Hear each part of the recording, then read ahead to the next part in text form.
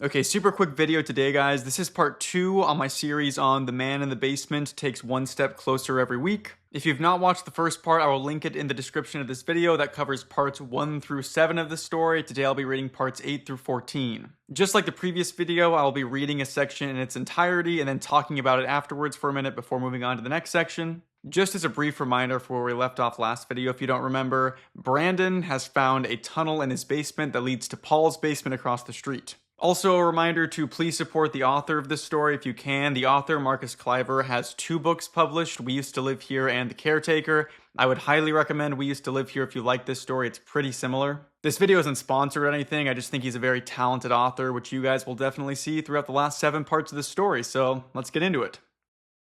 Throughout all of this, I kept thinking about my childhood friend, Zach. They never found his body. The only thing they found was a green bicycle, mangled, twisted, and stained with blood and guts. Hit and run, according to police. Likely a semi-truck that didn't even know at first. Some driver, driving for miles, oblivious to the mess of gore stuck to the front of his truck, drove all the way to the next brake stop. It's more common than you'd think. The driver probably got spooked, cleaned the gore off of his truck, lied to himself, and said it was just a deer or something, and that's that. I never bought it. Back when I still cared, I was convinced something else was at play, something incomprehensibly terrible, but considering the lack of evidence, it was the most likely explanation.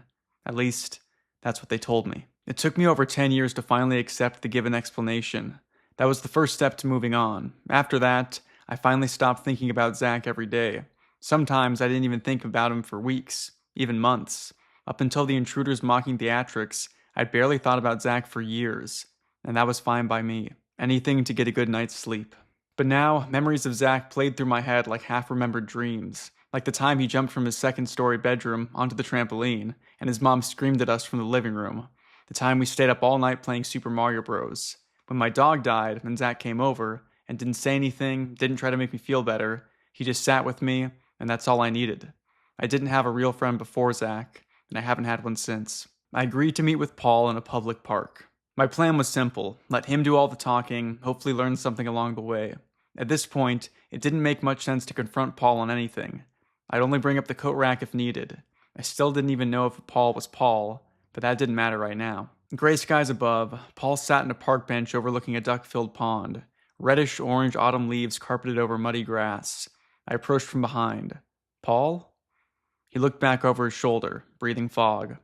Let's go for a walk. We trudged down the path, boots crunching against gravel. You know, I struggle with drinking, right? Said Paul. I nodded. I told you the first time I saw the intruder was in the basement, yeah? Well, that wasn't entirely accurate. I did see him once before that, way back in '81. Holly and I, not married yet, were camping out in Utah, LaSalle Mountains. He stopped talking and looked around as if to make sure nobody else was too close. Satisfied, he continued. So there was this area, not far from the main campsite, bunch of caves. Not caves like tunnels or whatever you think, more like a giant pile of boulders overgrown with trees and moss and tiny spaces between the boulders. Crevices, some of them big enough to crawl through. Yellow signs up, no climbing. Paul suddenly stopped talking. Up ahead on the gravel path, a tall man with a scarf wrapped around his lower face strode towards us. He was heading straight for Paul, vaguely familiar. His boots crunched against the gravel faster and faster until he strode right past us, as if we weren't even there. Paul looked back over his shoulder, waiting for a safe distance before continuing. So we're out by these caves, and I was drinking, more than I should have been, and Holly, we're jumping from boulder to boulder, having fun, you know. But some of those rocks must have been over 40 feet tall. So we reached this one crevice, a bit wider than the rest, a sheer drop, about 20 feet down, getting thinner and thinner, right up to a slit of darkness below. Holly jumps it first, no problem. I jump it next, and my foot slips. He stopped walking for a moment, thinking back, remembering. Part of me wanted to cut him off, burst into accusations, but another part just wanted to know what happened. He trudged onward. So I tumbled over backward, head first into this crevice. My skull slams against the wall, and I black out. Come to about maybe 20, maybe 30 seconds later, and I can barely breathe. My body's wedged between the boulders, my chest squeezed down on either side, my neck twisted and viced between the walls. I was stuck, upside down and looking straight into the darkness below. He stopped walking again, and his eyes drifted towards a nearby bench. "You mind if I sit?" I didn't respond. Paul strolled over and slumped down onto the bench. Staring out over the pond, his cold blue eyes snapped back and forth over the water. I squatted down on the path in front of him, resting my elbows down on my knees. A shimmering breeze crept over the pond and a wet leaf stuck to the back of my head. I pulled it out and tossed it back into the wind. "So I'm stuck," he continued. "Upside down, head first, wedged between these two giant boulders. Blood rushing, ears ringing out, gasping in little sips of air as my vision blurs in and out. Holly's above, screaming down, asking if I'm okay, but I can't answer. I can barely breathe. I try speaking, but only muffled whimpers escaped. You ever had a nightmare where you can't scream for help, but your voice just falls back into your throat?" Again, I didn't respond. "So, Holly, she can see my feet twitching down there, so she knows I'm alive and she yells down. She's gonna get help. Tells me to try and stay awake. This was pre-cell phones, mind you, though I doubt there'd been any service out there anyway." He sniffed a little and wiped his nose with the back of his sleeve. "So now I'm stuck out here, completely alone. Sun's still out, but it's getting dark. I'm in the shadows anyway. I can't really describe the terror of it, being stuck like that." He looked away. "I'm doing everything I can to stay calm, trying to focus on what little breath I had. There's this thing I learned back in Alcoholics Anonymous. It's called 4x3. It helps you calm down. Name 3 things you can see, hear, feel, smell. So I start making notes of my surroundings. Green moss, gray rocks, shadowy crevice." He paused again, then looked directly at me. And that's when I saw him. Or at least, the faintest outline. My eyes were still adjusting, but down below, about 10 feet away, something was there. He went silent, his pupils dilating, as if he was back in the dark. At first, I thought it was a shape in the rocks, maybe. Optical illusion, you know? All I could see was the faint shape of this body and the glint of what might be eyes, so maybe it was nothing. But as my vision adjusted, the whole picture came into view. Still dark, still covered in shadow, but unmistakable now. A man was down there, his body contorted and twisted, wedged between the crevice, motionless, so still, almost stiller than the rock, like a circus contortionist, hiding down there waiting for me. Paul shook his head like a chill went down his spine. His face was filled with absolutely nothing. Cold eyes, dead eyes, like shark eyes. Again, Paul looked straight at me. Maybe it's a body, I thought, trying to make sense of it. Maybe somebody fell down here before me. Not much of a comfort, but better than somebody hiding there. But then, Paul cleared his throat. His face was changing. Changing so slow it was almost imperceptible, like the sun moving. You can't see it actually move, but the next thing you know, it's over there. His blank face shifting to a portrait of pure terror. He was mirroring my inner emotion. My heart beat faster, thumping against the rock with every pump. My vision fading as all the blood in my body drained downward until I was about to pass out. I welcomed it, and then everything went dark. Paul grimaced regretfully. When I came to, I wasn't stuck between the rocks anymore. I was biking. Green bicycle. Riding a green bike down the side of a highway at night. And I wasn't myself. I was somebody else. He paused, looked over at me. I tried to maintain a neutral expression, but it was hard considering how crazy his story was getting. It's crazy, I know, but I was trapped behind somebody else's face, almost like it was a mask. I could even feel their thoughts, their memories. Then everything went dark again. I appeared behind the eyes of somebody else now. Some guy wandering around a shopping mall at night. Some washed-up stranger, filled with bitter self-hatred. I can still feel his sadness sometimes, his regret. Then darkness. This kept happening again and again. A cluster of random visions, seemingly connected, but always looking out through other people's eyes. Some familiar, most strangers. Past, present, future. I saw things. Incomprehensible contradictions.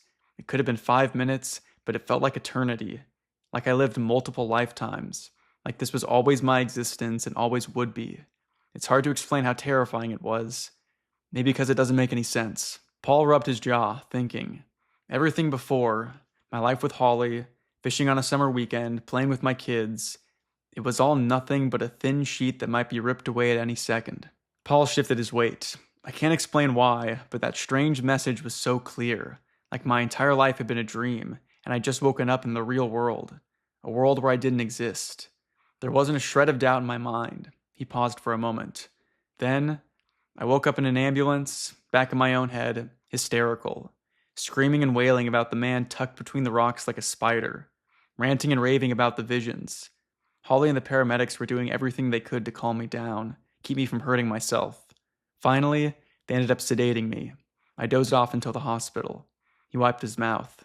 Concussion, minor cuts, bruises. He chuckled. All that for that. Doctor told me it's common for concussed people to hallucinate, especially considering the lack of oxygen and me being upside down for such a long time.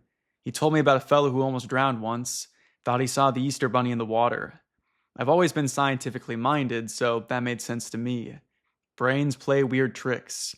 Hallucination made more sense than some circus contortionist sneaking down there just to mess with me, and visions of other worlds, other people. Paul sighed, leaned forward, and rested his elbows on his knees. He looked at me as if that was all he had to say. I was about to speak when... I'm guessing you found the tunnel, huh? He said plainly. I didn't respond. I didn't know what to say. Paul nodded, pushed up from the bench, and walked down the path. I followed. Yeah, I meant to tell you about that. He smiled grimly. So, after I tried shooting the intruder, all those years back, he rubbed his knuckle stub where his pinky finger used to be. Things got bad. Really bad. The thing started taking steps forward every other day, sometimes every single day. Tried many things to slow him down, but the only things that worked, the maze and the bunker door. Had some friends from the army help me with that. Told them I was building a doomsday bunker. He shook his head. I was a medic in the war. Did I ever tell you that? Again, I didn't respond. I was doing everything in my power to stay calm. Of course, Holly and I were already on thin ice, and then I shot my own finger off. He smirked. Building an apocalypse maze bunker was the cherry on top. She took the kids and left, which, honestly, was fine by me. I didn't want my family around the intruder anyways, or around me for that matter. I was still painfully aware of the fact that I might just be completely insane. He stopped walking for a moment, looking around again. He continued. But her leaving, that really kicked me into gear. Forced me to stop drinking. I started getting help, professional help. Started taking meds, the right meds. And sure enough, things actually got better. The bunker door seemed to be keeping the intruder at bay. Sure, he was loud as hell banging on it every night, but I wore earplugs, blasted white noise, and that was good enough. Weirdly, I was almost at peace with it being there. Paul sighed, breathing out fog as we walked along the path. Then one night, maybe 6, 7 months after Holly left, I wake up and it's quiet. Dead quiet. No banging on the door, no screaming and howling from the basement. Just nothing. That silence filled me with a fear worse than anything I'd felt before. Getting stuck between those boulders included. It terrified me for a few reasons. First, it made me wonder what he was up to. Second, I'd gotten so used to the sound, I couldn't even sleep without it. In a twisted way, the intruder had given me a purpose, something to reckon with, and now he was gone. Paul looked up at the gray autumn skies, squinting as diffused sunlight cast against his face. So, a few weeks of nothing go by, and then, on a Sunday afternoon, Holly calls me up out of nowhere. I guess she heard through the grapevine that I was doing better, getting help. She asked me how I was doing, asked me if I wanted to get coffee, maybe see a movie. Can you believe that? Just like how we met. She asked me out, back in those days. Smiling, Paul shook his head. I said that'd be nice, said next Tuesday'd be all right. Paul went silent, as if considering his next words carefully. Then I set the phone down and turned around, and there, set in the middle of the living room, a bottle of cognac. He scoffed, unopened. Paul rubbed his forehead with the back of his thumb. I was sober for 1.5 years at this point, but I drank the whole thing. He glanced over at me, catching the judgment in my eyes. He looked back down at the path. I drank it because it was there, he shrugged. And then I get this brilliant idea to go check on the intruder, just see what he'd been up to. I'd only ever tried to kill him once, and that backfired, Paul chuckled. But my drunk brain got some ideas in it, and I, drunk as hell, staggered downstairs, lurched open the bunker door, and tumbled inside. But there's nothing down there. No stack of boxes, no circus contortionist, nothing. So I stagger further, down the maze all the way to the back corner. And there it is, a tunnel, dug into the basement corner. barely big enough to crawl through. At first, I assumed he was setting up to wrap back around into my house, so I lost my mind. I scrambled back upstairs, planning to come back down with a 9mm again and try who knows what. Paul started walking faster now. And then I go upstairs, and there he is, standing in the dead center of the living room, right where the bottle of cognac was, covering his face with his hands, like a kid trying to hide. And that's when I finally noticed it. On his left hand, the 5th finger was cut off short at the first knuckle. Paul held up his own hand. Everything suddenly clicked. He snapped his fingers with surprising loudness. I didn't know why, and I still don't know why, but he's connected to me. And in my head, the only way to stop it was to... He trailed off into somber silence. Still, drunk as hell and not thinking straight, I get into my old pickup truck and peel off down the hill, up the number 7, and I just drive. I drove past Old House, up through Merchant, and kept going. I knew exactly where I was headed, pedaled to the floor the whole way there, finally feeling like everything made sense, like every single little thing in my entire life was building towards this. Paul went quiet as a family of 4 strolled past. So I keep driving, he continued, faster and faster up towards Balry Cliffs, whipping around every corner like a high-speed chase until I screeched to a stop, nearly slammed my face against the steering wheel, high beams casting over a long stretch of empty road. Everything pointed towards the Balry Point lookout. He stopped walking and stared straight ahead, as if he was back in the truck, looking down a long stretch of road. I shifted back into gear, slammed my foot into the pedal, and the tires spun out against the pavement a few seconds before they caught, and the truck lurched forward, hauling faster now, straight towards the cliff's edge, city lights below casting up into the night above. I shut my eyes. Any second now I'd be sailing through the air, and again he snapped his fingers. Everything crumpled into a crashing stop. My head snapped forward and smothered into the latex airbag, the stench of plastic and booze and gasoline. He paused for a moment, eyes flicking back and forth across the path ahead. Turns out the city installed stopping posts on the cliff's edge. Guess I wasn't the first, said Paul. Front bumper falling off, I drove all the way back home. It was nearly bright out by the time I got there, and the intruder was gone. Paul started walking again. I latched up the bunker door and didn't go back down for years. The whole time expecting any day now, he'd come pushing up through the floor, but it never happened. Paul shrugged. Look, I know it's a lot of talking, but all this to say, I can help you pass this off to somebody else. I shook my head, tired of the games, tired of the workarounds. The same way you passed this off to me? I mean, it wasn't intentional, but yes, more or less. He might still be coming for me, though. I don't know. Look, you don't need to decide right away. How far along is he? Top of the stairs. But still in the basement? Yes. Do you have a guest over? Yes. Make sure they stay away from him. You barricaded the door? Yes. Good. Take some time to think about it. Even if he gets out of the basement, there are other ways to pass him off. More impersonal ways. Also, don't be freaked out if you see him upstairs. Even with the door barricaded, he can do that, but he'll always set back to where he left off. All of Paul's meandering still didn't explain his inexplicable knowledge of the coat rack. I almost brought it up, but stopped short. Maybe Mitch was right. Maybe the intruder really did get to Paul. Maybe Paul wasn't even aware. Okay, so starting out, the author gives us a little bit more information about Brandon's childhood friend, Zach, who will be important going forward in the story.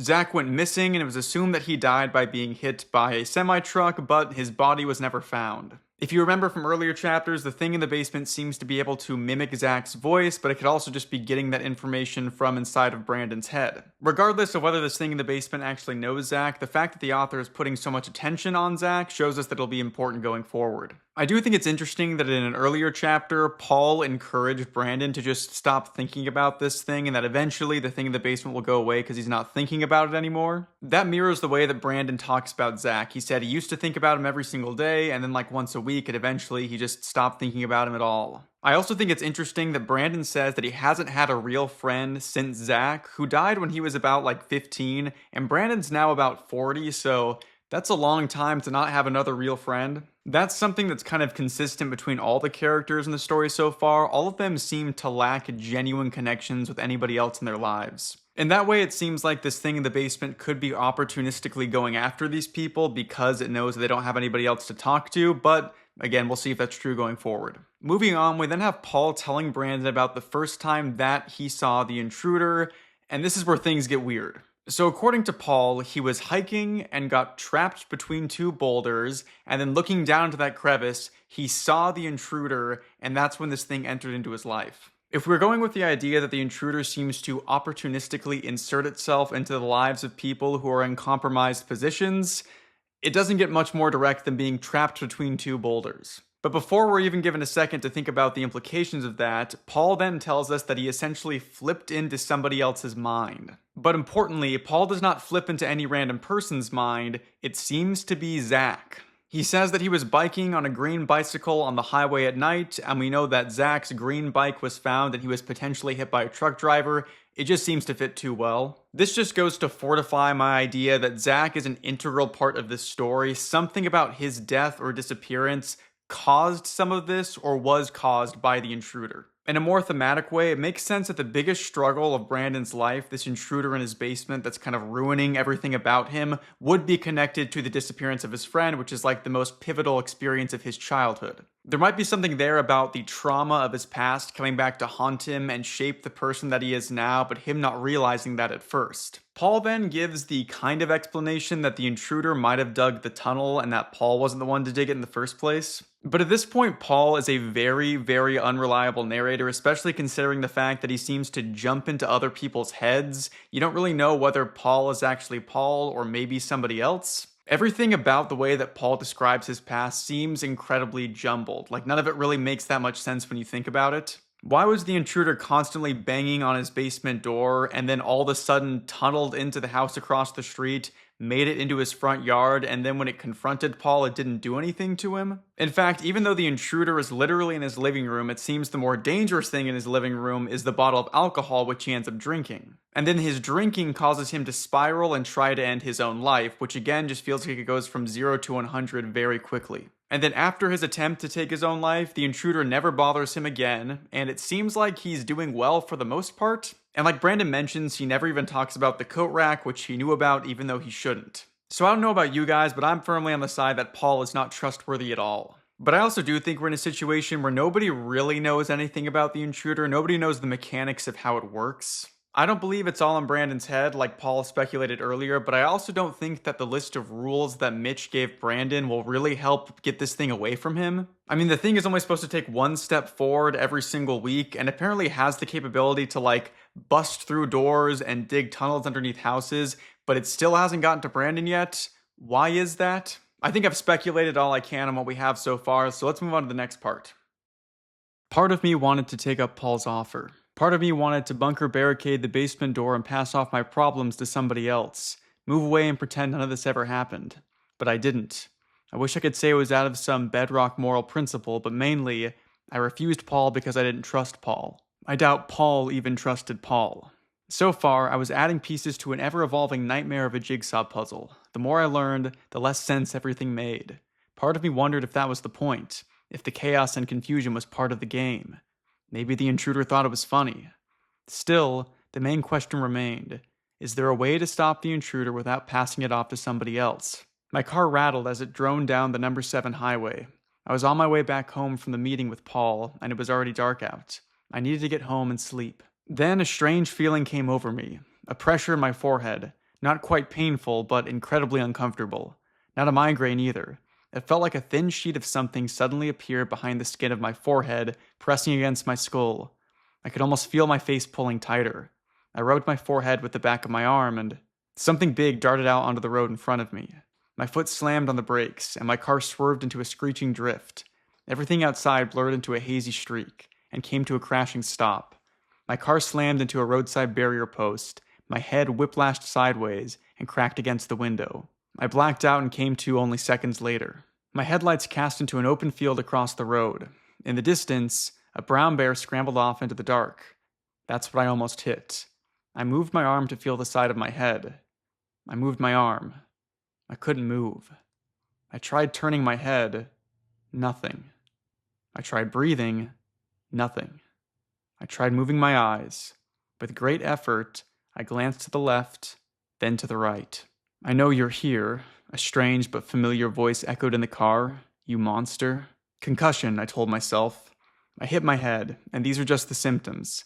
I couldn't smell anything either, or hear anything other than the voice. I forced my eyes down to the steering wheel. It wasn't my steering wheel, and those weren't my hands gripped around it. This wasn't my body. I was trapped behind somebody else's eyes. A silent passenger, like that Malkovich movie. It felt like I was wearing somebody else's face like a mask. All the while, my senses fading in. Sound first, the sound of torrential rain beating down against the windshield, howling wind as it gusted through midnight fields. Then, the sound of breathing. Not my own breathing, the breathing of whoever I was trapped inside. Smell faded in next. Whiskey and vanilla-flavored smoke. One of the hands reached up and adjusted the rearview mirror. Cold blue eyes stared back at me. It was Paul. He looked younger, early 40s maybe. "Welcome back," he said, slurring his words, staring at himself through dilated pupils.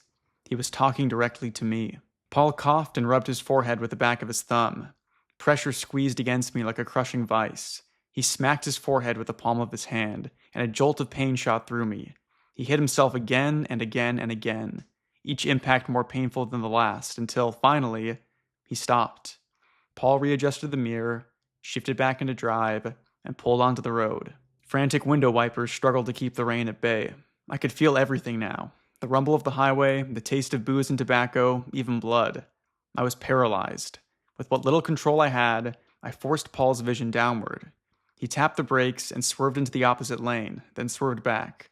Don't do that," he mumbled. And then another voice entered. "Just keep driving. You're almost done." It was Paul's voice again, but different this time, not slurred. "Keep driving. You're almost there." I was hearing his thoughts. Maybe hearing wasn't the right word. I was feeling them, almost as if they were my own, but they stuttered in and out, like a bad radio signal. Up ahead, on the side of the road, something bright green. A bright green bike. I forced Paul's eyes to look, and he swerved. The car slipped into a tailspin and sideswiped into something. 2 sickening thumps, and the car slammed bumper first into a roadside barrier post. Paul's head snapped forward into exploding airbags and darkness. I was trapped behind somebody else's eyes now. I could feel their thoughts, but this was no ordinary thought stream. It was a dripping fractal of swarming thought streams all battling for control, like 1,000 tortured minds forcibly melded into one. Eternal anguish. Random memories jumped out from a subconscious mess like a bubbling swamp. Coat rack. One step. Idiot. Mason. Stupid idiot. This was a soul forever damned to an eternity of paralyzed chaos and suffering. This was the intruder. I knew it. I could feel their feet now, pressed against scratchy carpet. They took one step forward, then another, and another. 7 quick steps downward until they tumbled into the wall. Silence. Then, as if puppeteered from above, they slid up the wall and rose to standing, and I snapped into another person. Walking down my neighborhood street. "We'd sell them to the neighbors," said a familiar voice. "Pine cones, 5 cents apiece." It was Mitch. He looked to his side, and there, about 6 feet away, I stood. Mitch shook his head, and a chill went down his spine. Suddenly, I stood in front of my own door, looking up at myself. "I've seen enough of these for a while," Howie's voice echoed as he rubbed his forehead with the back of his thumb. Darkness. "I couldn't even think straight," Paul's voice echoed. "Leaving, Aiden, coat rack, Sal, Charm, Bastion, coat rack, filament, Renshaw, petroleum," the intruder's voice echoed. Daylight. I stood outside the roadside diner, trapped behind Paul's eyes as he climbed onto a red Kawasaki motorcycle and looked back towards the diner. Through the window, I stared at me. I was sitting in a red booth, sitting with Mitch. Darkness. Now I shuffled through random memories. Upside down, barely breathing, stuck between 2 boulders. In the darkness below me, the faintest shape of a person, impossibly tucked between the rocks like a coiled-up viper. The glint of dead eyes. Darkness. A backyard shed, cluttered with junk, bleeding hands frantically wrapping wire around the shattered remnants of a coat rack.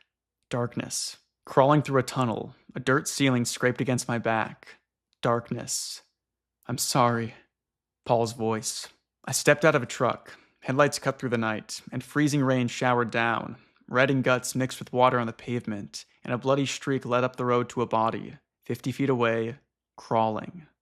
Darkness. The rhythmic thud of a hammer, clanging against nails. I stood at the top of the basement steps, staring at a closed door, Paralyzed.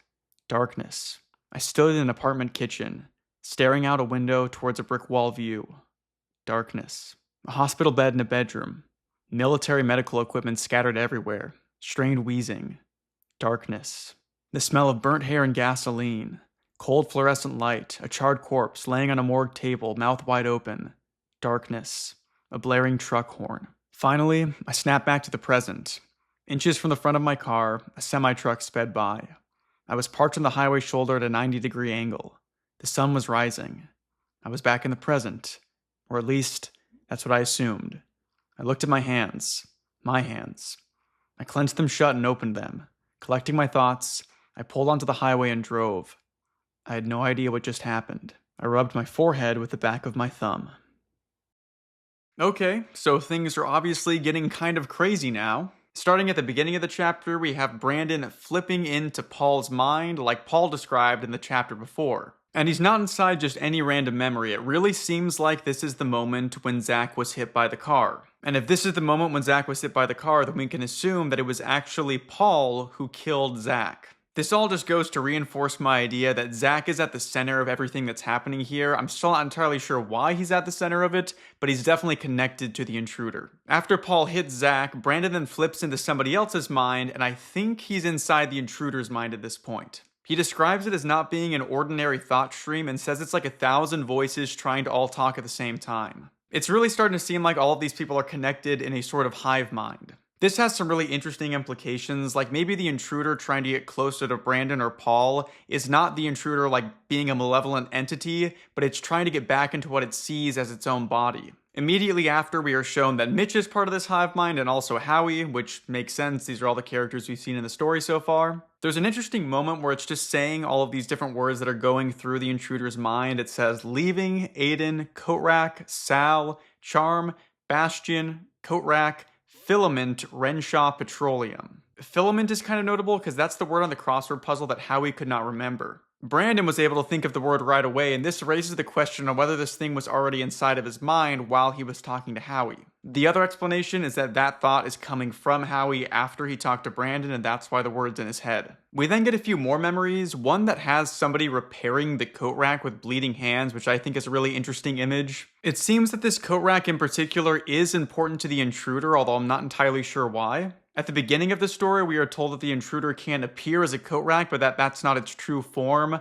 I'm not entirely sure if this is true. Based on what we've read so far, I would guess that the intruder does not have a singular form, but it flips through the minds of all the people that have made contact with it. So while it can exist as hands coming out from behind a coat rack, the actual entity itself isn't something physical. We then get a memory that pretty much confirms the fact that Paul killed Zach. It's Paul crying and apologizing. He steps out of a truck and he finds a bloody body 50 feet away. Again, that just seems like it was Zach. And then the final stinger at the end of this chapter is Brandon rubbing his forehead with the back of his thumb, which is a gesture we've seen Howie do and Paul do before. I think this is just showing us that there is a sort of hive mind thing going on with all these people connected to the intruder. But that's about all that I have to say on this chapter, so let's move on to part 10. You can leave the house, but never sleep anywhere else. Countless theories buzzed through my head as I drove down the highway. Fragments of scattered visions. Did Paul kill Zach in a drunk driving accident? Did Paul wire up the shattered coat rack, crawl through the tunnel, and set it back in my house? Was Paul a servant of the intruder? Was I becoming a servant of the intruder? After my mess of a vision, at least a few things made more sense. Sort of. Not only was the intruder connected to its victims, the intruder's victims were seemingly connected to each other. Maybe it was some kind of hive mind. Maybe it was turning people into intruders themselves. At this point, it seemed like anything was possible. It felt like I was on the verge of figuring this out, finally piecing everything together, but I've been feeling that way for a while now. Then I thought back to the way Paul's eyes moved outside the diner all those days ago, like somebody had jumped into his head, taken a quick look around, then jumped back out again. Now, I knew that it was me. I'm the one who jumped into Paul's head and looked towards myself. The nightmare logic of everything made me nauseous, like a carnival ride with no exits, a paradox web of chaos and madness, with answers always hiding one step out of reach. Answers that only led to more questions, questions that only led to more confusion. Above all this was yet another question, something I know you're wondering too. Exactly who was the supposed old friend in Paul's house? The person he owed a favor? The person he was supposedly taking care of. Was it my childhood friend? Zach?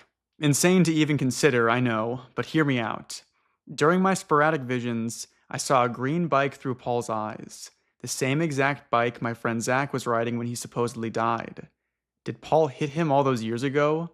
Did he find Zach barely alive on the side of the road, bring him back home? Was he keeping him alive to this day with his medical equipment and military training? Was Zach Paul's so-called old friend, the guest keeping Paul's intruder at bay? Did the timelines even match up? It was possible, but crazy to even consider. What are the chances? Paul happening to live across the street from me all these years later? How would the police not have found out? Maybe this entity had been involved in my life far longer than the last few weeks. Maybe the intruder orchestrated everything from the start. A conductor, leading a bizarre and dissonant symphony, devoid of purpose. Now that I thought about it, there was a vague familiarity about everything, like a constant deja vu. Like the feeling one gets around death. You'll know it if you've ever survived a bad car accident or faced something potentially terminal, or held someone's hands while they lay on their deathbed. You see part of the abyss. You finally realize, maybe for the first time, that at some point, you won't exist anymore.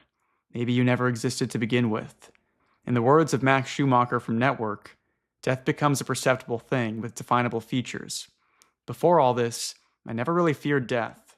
There were times I even welcomed it. But that's easy to say when death is sitting off in the distance, caged behind bars. But when the end of everything is standing just 10 feet away, looking at you in the eyes, breathing fog out of its nostrils. My phone started buzzing in a cup holder, slowly spinning around as the screen lit up. Somebody was calling me. I pulled into the lot of a nearby gas station, Buster's Better Gas. I called them back. "Bradley?" said the voice on the other end. "Brandon?" "Oh, Brandon, duh." It was Howie, of course. "What's up, Howie?" "What's up, Howie?" "Not much, just checking to see if you're okay. Haven't seen you in a while." "Yeah, I'm fine. Just been running some errands." "Oh, you weren't here last night?" "No." "Huh. What?" "Well, somebody tore down your art thing." "Art thing?" I'd already forgotten about my excuse for the barricaded door. "The basement door," he said. "Whole thing's gone, frame and all." "Oh," I said, trying to sound calm. "Yeah, I paid some guys to take it out," I lied. "In the middle of the night?" "Yeah, I guess so, if that's when they showed up. I went to bed and the door was there, and I woke up and the door was gone." "I guess they were quiet," I said, the lie growing more absurd by the second. "I'll say, I'm a light sleeper too," he chuckled. "Anyways," Howie continued, "I'm just calling to ask if it's cool if I crash a few more weeks. I'll pay you rent once I get the money." "Yeah, Howie, don't worry about it." "That's it?" "Yeah, see you, Brandon. Thanks again, it really means a lot, man." I hung up. Fantastic. Now the basement door was gone. So much for slowing him down. In all the chaos, I still hadn't realized my violation of Rule 8. You can leave the house, but never sleep anywhere else. The importance of this rule cannot be overstated. Looking back, that would probably explain the missing basement door and a few other things to come. My thoughts drifted back to Mitch. I knew he knew a lot more than he was letting on. I still didn't trust him, but I trusted him more than Paul. Low bar, I know. I pulled out my phone and dialed his number. 5 tones rang out, straight to voicemail. Mailbox full. I called again, same thing. I called again, 2 tones rang out, silence. He cut the call short. Mitch was ignoring me. Time for plan B. Inside the gas station, I bought a cheap burner phone and a pack of smokes. Sure, I quit a few months back, but I needed something to calm my nerves. Besides, I'd quit again after this pack. Stop judging me. Back in my car, I lit up a smoke and called Mitch on the burner phone. He wouldn't recognize the number this way. I hated being stalkerish, but my life literally depended on it. 3 tones rang out and Mitch answered. "Hello?" "Mitch, please don't hang up." Silence, and then, "What do you want?" "I'm sorry I spoke with your..." I stopped myself from saying dad. "With the neighbor, What do you want?" repeated Mitch, losing patience. "I just need to talk. One more time, in person." He sighed. "I've already said too much. Just keep following the rules, ignore everything else, ignore Paul." "Mitch, please, I'm literally losing my mind here. Just one more talk." "What'd you tell the neighbor?" "Barely anything. I just said, you know what? Never mind." He sighed again. 3 Baker Street. Ring me when you get here." He ended the call. Mitch lived about 40 minutes away in a small town off the interstate. One of those towns where the main street's nothing but a graveyard of pre-Walmart family shops. Survival of the cheapest. I pulled up to an old and gray concrete apartment building that looked straight out of the Soviet Russia. I checked the address. This was the place. Lugging my crutches out of the back seat, I climbed out of the car and shut the door. Thanks to crashing into the roadside barrier, a heavy indent was scraped into the side of my car. Great. I double-checked my pockets. Phone? Check. Switchblade? Check. Now, I brought my chrome switchblade everywhere, just in case. The interior of Mitch's place looked early 70s to me. Open design, cut down the middle. Half kitchen, half living room.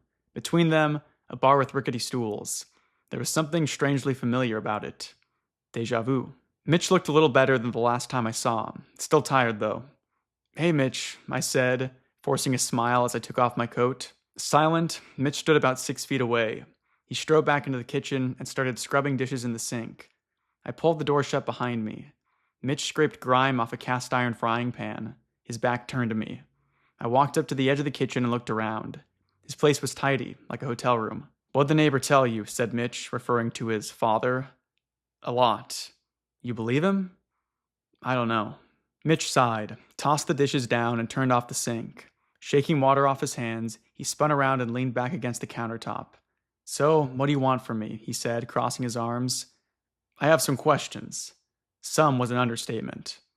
"Okay. I didn't know where to start. Last night, I almost ran into a bear on the number 7. I swerved, hit my head on the window, blacked out for a second, and then you snapped into other people's minds, saw things from the past, maybe even the future." I looked at him, surprised. "Yeah, I mean, more than that, but..." Mitch shook his head as if to say, I expected as much. "What does it mean?" I said. "Look, what you're doing right now, you being here, this whole rabbit hole of trying to find the truth, it's not healthy. The more obsessed you get, the more crazy you become. The crazier you are, the easier it is to control you." "Control me?" Mitch ignored the question. "Stop expecting some priest or medium to come in and explain what's going on. Nobody's going to show up and tell you how this thing spawned from an ancient curse or something else. And the only way to kill it is to sacrifice a firstborn or pray to Jesus," he said mockingly. "That's not what this is. You can't reason with something that doesn't think. The only thing you can do is keep following the rules and put off more time between now and..." He trailed into morbid silence. "If you think this is going to end, all tied up with a neat little bow, you're going to end up severely traumatized." As if I wasn't already. Mitch looked up at the ceiling, considering his next words carefully. "There's a good reason I've been so vague about everything. The more involved you are, the more you know, the more you share, the more you search for answers, the more it slithers into your life, into your thoughts, your dreams, everything." Mitch rubbed his jaw. I barely escaped it myself. He looked across the room and stared at the door behind me. I glanced back over my shoulder. There was a floor-length mirror on the door, partially obscured by my coat. "After it took my dad," Mitch continued, "I almost got pulled in. I started researching, investigating. That's when the visions started.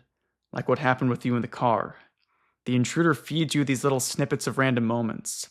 All of them feel like they might be connected, like they should have a reason. And maybe they do, but just because something has a reason doesn't mean it's a good one." "What's going to happen to me?" "It's already happening," said Mitch. "You're becoming a servant of the tulpa or whatever it is. The worst part is you still feel in control, but you won't be. Soon enough, you'll start breaking into people's houses at night, leaving coat racks in the basements, trying to tell other neighbors about it. Maybe you've already done it and forgot. Then you'll be telling neighbors not to worry about it, telling them to work on themselves, telling them it's all in their head, even telling them your life got better ever since the intruder showed up. Maybe theirs will too. How do you know all this?" "I don't. It's all theory. At the end of the day, who knows anything about anything? Who knows what this thing wants? Maybe it feeds off the chaos. Maybe it's working towards something bigger. I don't know. I don't want to. Not anymore. I wasted too many years searching for answers, believing the key to all of this was always just around the corner, a satisfying revelation where everything would finally make sense. But it never came. Every answer only led to more questions, more confusion, more obsession, more suffering." How did Paul really die? Mitch grit his teeth. Then he just stared at me, shaking his head, eyes filled with, "You really want to know?" "When I was a kid," he said, After Mom took us and moved out, a few years went by and Dad started getting his life together. Stopped drinking, stopped leaving creepy notes in people's shoes, and got some good meds, etc. So Mom, after some gentle pushing from my sister, calls him up, asks him out for a coffee. Mitch went silent, eyes flicking back and forth across the wall behind me. That same night, after the phone call, Dad gets drunk for no reason. Drives up to the Balry Cliffs, same lookout he and Mom used to go stargazing at. Mitch grimaced. So he drives full speed towards the cliffs and slams bumper first into a barrier post. He shook his head. Believe it or not, he wasn't the first person to try to drive a car off the Balry Cliffs. Said he put up posts a few months prior. Mitch pressed his tongue to the side of his cheek, thinking. So anyways, Dad's still drunk as hell, passed out, facing the airbag. Mitch pushed off from the counter, stepped over the table, pulled out a chair and sat down. Gas leak catches fire. Dad burns alive. Mitch tapped his knuckles against the table a few times. Police said he was out cold. Didn't feel a thing. But I knew enough to know that wasn't true. I saw the corpse in one of those visions, mouth wide open. Mitch opened his own mouth to show. I'm no expert, but people generally don't scream when they're asleep. Mitch slapped the table and ran his hands back and forth a couple times. So we make arrangements to sell Dad's house. It's the weekend, we're moving stuff out, and then, he paused, looking directly at me. There comes Dad, riding a brand new motorcycle. He's all confused, too. What are we doing with this stuff, you know? Mitch breathed out his nose. Said he was on a trip out of country last few months. Said he just got back. Of course, Mom loses her mind. Hell, we all lose our minds. Dad's back from the grave and all. Mitch looked away, his eyes watering slightly now. He stamped his foot against the laminate flooring. The coroner's report, the police, everything. It's like none of it even happened. Mom was hysterical, screaming at the police station, saying they were trying to gaslight us. They weren't, but I almost wish they were. Documents never existed, at least not anymore. State almost took us away from her for insanity, so she stopped talking about it. We all did. Telling people you believe in ghosts lands you in an awkward conversation. Telling people your dad is back from the dead lands you in a psych ward, he scoffed. The last thing that really messed with me, aside from the obvious, was his hands. Mitch held up his hands and spread his fingers. 10 fingers, including the one he shot off in the basement. Mitch looked at me again. This thing bent reality over us like a wire, like it bumped us into a parallel world or something. Mitch looked away again, staring at the kitchen cupboards as he spoke. Dad, or whatever replaced him, kept trying to reconnect with us, but we wouldn't have it. We moved cross-country and cut off all ties. Mitch sighed. Things got a little better after that. Distance helped, especially back then. He trailed off into silence. What made you come back? My sister, Evelyn. She was convinced the intruder followed us after Dad died, after we moved. She thought I was trying to possess her, take over her thoughts. Evelyn ended up taking her own life a few years back because of it. Overdose, plastic bag over the head. He trailed off, eyes filled with painful memories. I just wanted to find a way to stop this. Make sure it didn't happen to anyone else. I'm sorry. Mitch smiled sadly and gave a little shrug. So I started asking around Dad's neighborhood, low profile, asking if people had seen anything, heard anything about my dad. Everyone there was so weird. Weird in a similar way, too. Tics like, Mitch rubbed his forehead with the back of his thumb to show. People forgetting random words, their eyes lighting up randomly and looking around as if somebody else was inside their head. Same stuff I noticed with my dad, only more extreme. Like the thing from his basement was spreading, taking over the whole neighborhood. Like a virus. He shifted his weight, uncomfortable. How'd you figure out the rules? I didn't. I mean, not fully. Those were just things that seemed to slow it down, at least in my dad's case.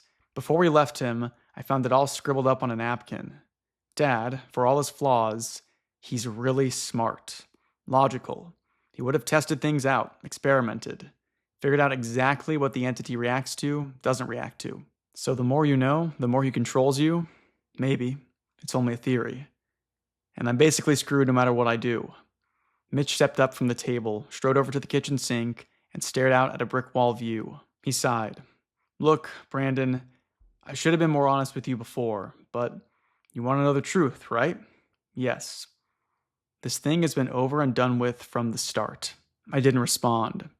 Ever since you snapped the coat rack in half, he continued, it was game over. I blinked. He looked back at me over his shoulder.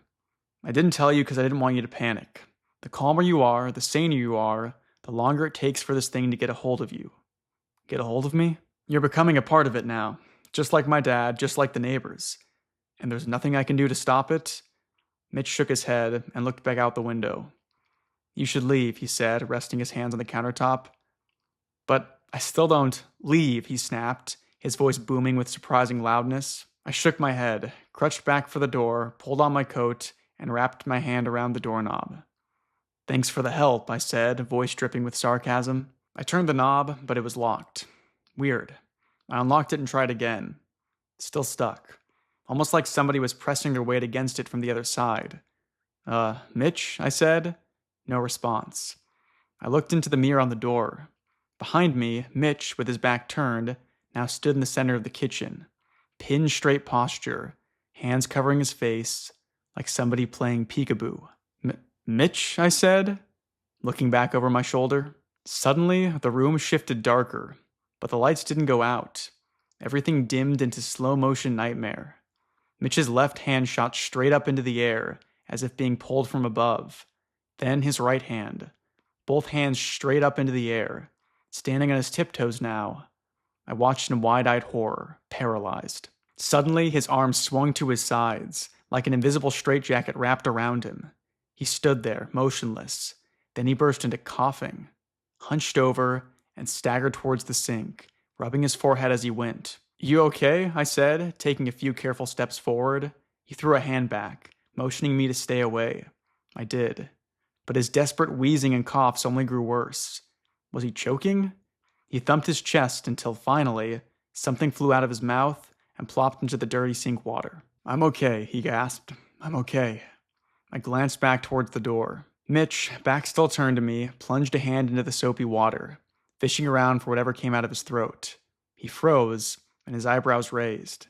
Slowly, he lifted something out of the water. It was an object about the size of a chapstick, but I couldn't tell what it was from this distance. What? Mitch whispered. His hands suddenly swung to his sides again. The object flew to the floor, slid across the kitchen, and slowed to a stop in front of me. It was a dismembered finger.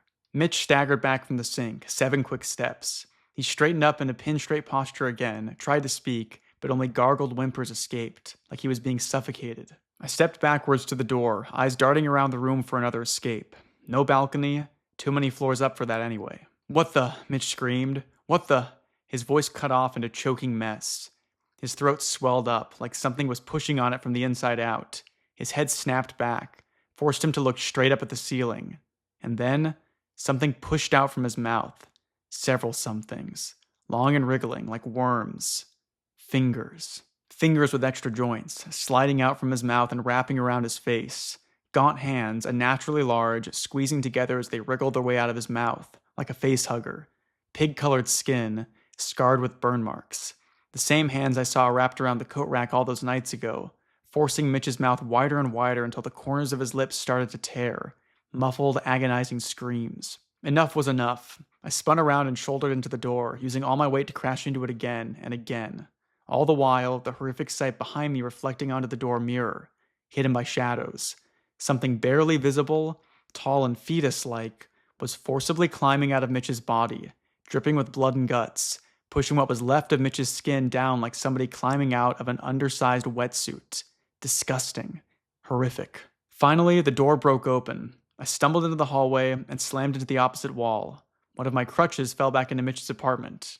Goodbye, crutch. I single-crutched out of there, but the hallway was different now, stretching on for eternity in both directions, growing darker and darker. I didn't have the time to think about it. I just kept pushing forward, hobbling down the increasingly narrow passage. Behind me, the sound of staggering footsteps getting closer all the while. Brandon, wait. A small, whimpering voice cried out. Brandon, please, come back. No way. That's when I realized the hallway's increased length was partially an illusion. A forced perspective miniature gradually getting smaller and smaller as it went. I kept pushing forward, the ever lower ceiling scraping against my head, forcing me into crouching, forcing me onto hands and knees. crawling through this ever more miniature apartment hallways as the walls and whatever was chasing me pulled closer. The smell of burnt hair and gasoline growing stronger all the while. Darkness. The air changed, from dry air-conditioned cool to humid and dark. I didn't care. I just kept crawling, shuffling forward bit by bit, my back scraping against the now inexplicably dirt ceiling as I went. Up ahead, lights suddenly appeared less than 20 feet away. A room. Exhausted, I crawled faster, the sound of my own desperate breath bouncing off the walls around me. Almost there. Finally, I broke into the room and spun around. The tunnel was empty. As far as I could see, whatever had been chasing me was gone. For now. Crutchless, I pulled myself to a nearby wall, slumped against it, and caught my breath, eyes locked in the dark tunnel all the while, just in case. After a few minutes of catching my breath and calming myself down, I looked around. Dirt floors, plywood walls, this impossibly shifting tunnel had led me into the back corner of a basement. But not just any basement, Paul's basement.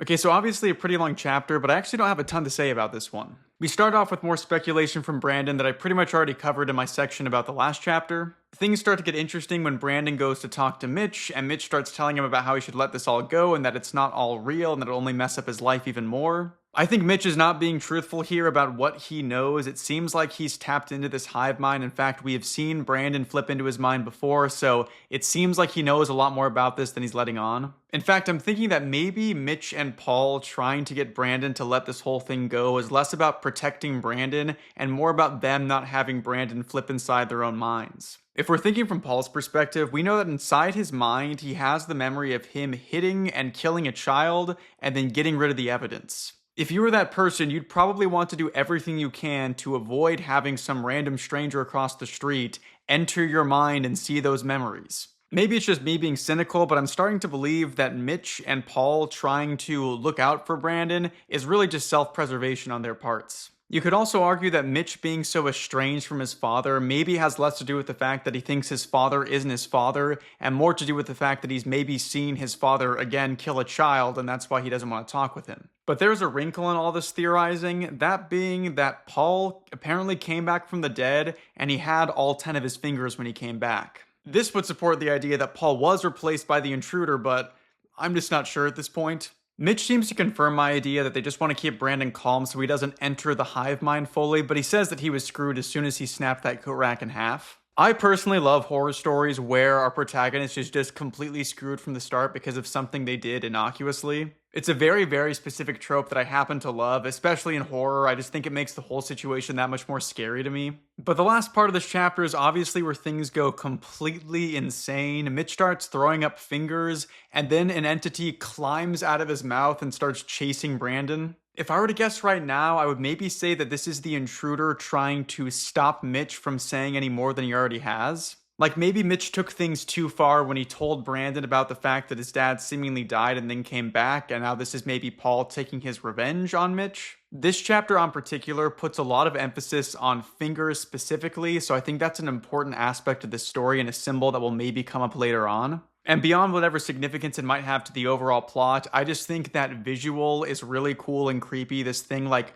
ripping itself out of his mouth and then climbing out of his skin. I also find it interesting that as Brandon is running away, it seems like Mitch is shouting for him to come back or like whimpering it to him, so maybe this thing didn't kill Mitch, or maybe it was just like a version of Mitch and there's another version of him out there. At the end of the chapter, we have some even more strange happenings going on because Brandon leaves Mitch's apartment and finds himself in a kind of shrinking tunnel that at the end of it leads to Paul's basement. So I think we can comfortably say at this point that the intruder is totally fine with like bending the laws of physics and space-time to mess with Brandon, I guess. I do like the idea of Brandon having this like weird multi-dimensional basement that leads to a lot of different places. I think that's kind of fascinating. It's also pretty similar to something that happens in We Used to Live Here, and like I mentioned before, this story in particular reminds me a lot of We Used to Live Here. Wouldn't surprise me if they were in like the same universe or something. I would like to eventually make a video after I've read more of Marcus Cliver's work that like talks about connections there might be between his different stories, because they all have very similar feelings, and I think that's really interesting.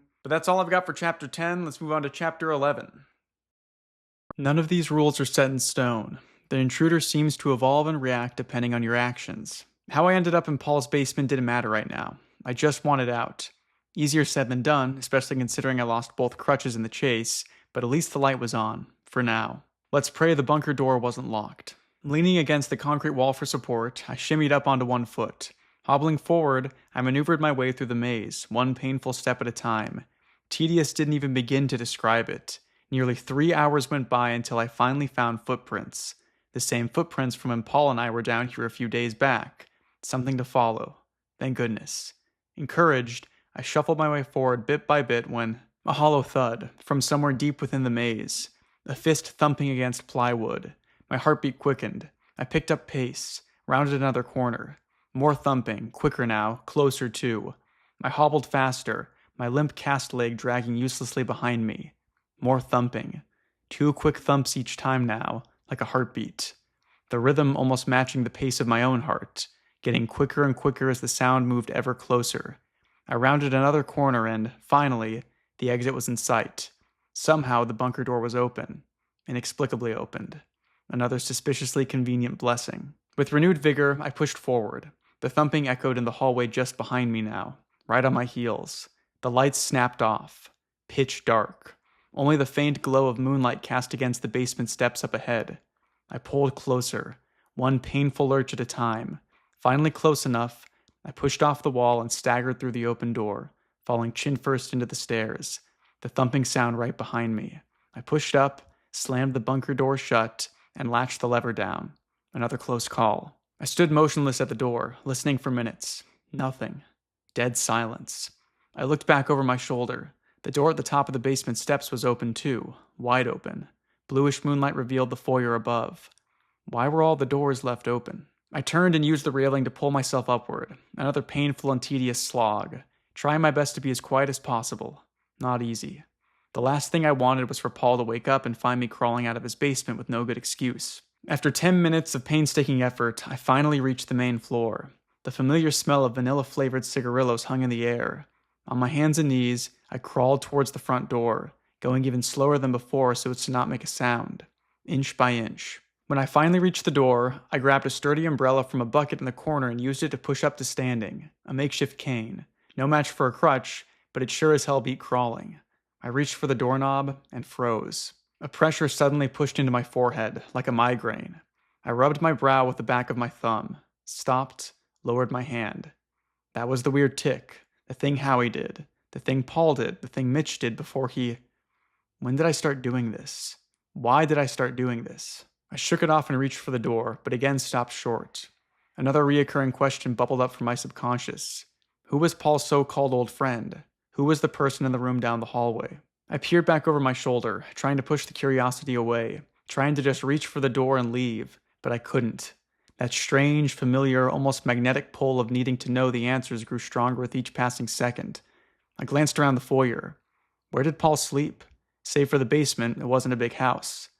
There were only 3 doors in that hallway, and one of them was probably a bathroom.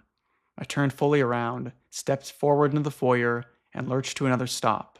No, it's not safe here. My survival instinct screamed so profoundly I could almost hear it. Go home. Finally listening to my smarter self, I turned back for the door. Go home and sleep. I turned the knob and another question jumped into my head. What if Zach's in the room? There's no possible way. Did the timelines even match up? How old would he be now? How would the police not have known? But if it was Zach, maybe I could get a photo, take it to the law?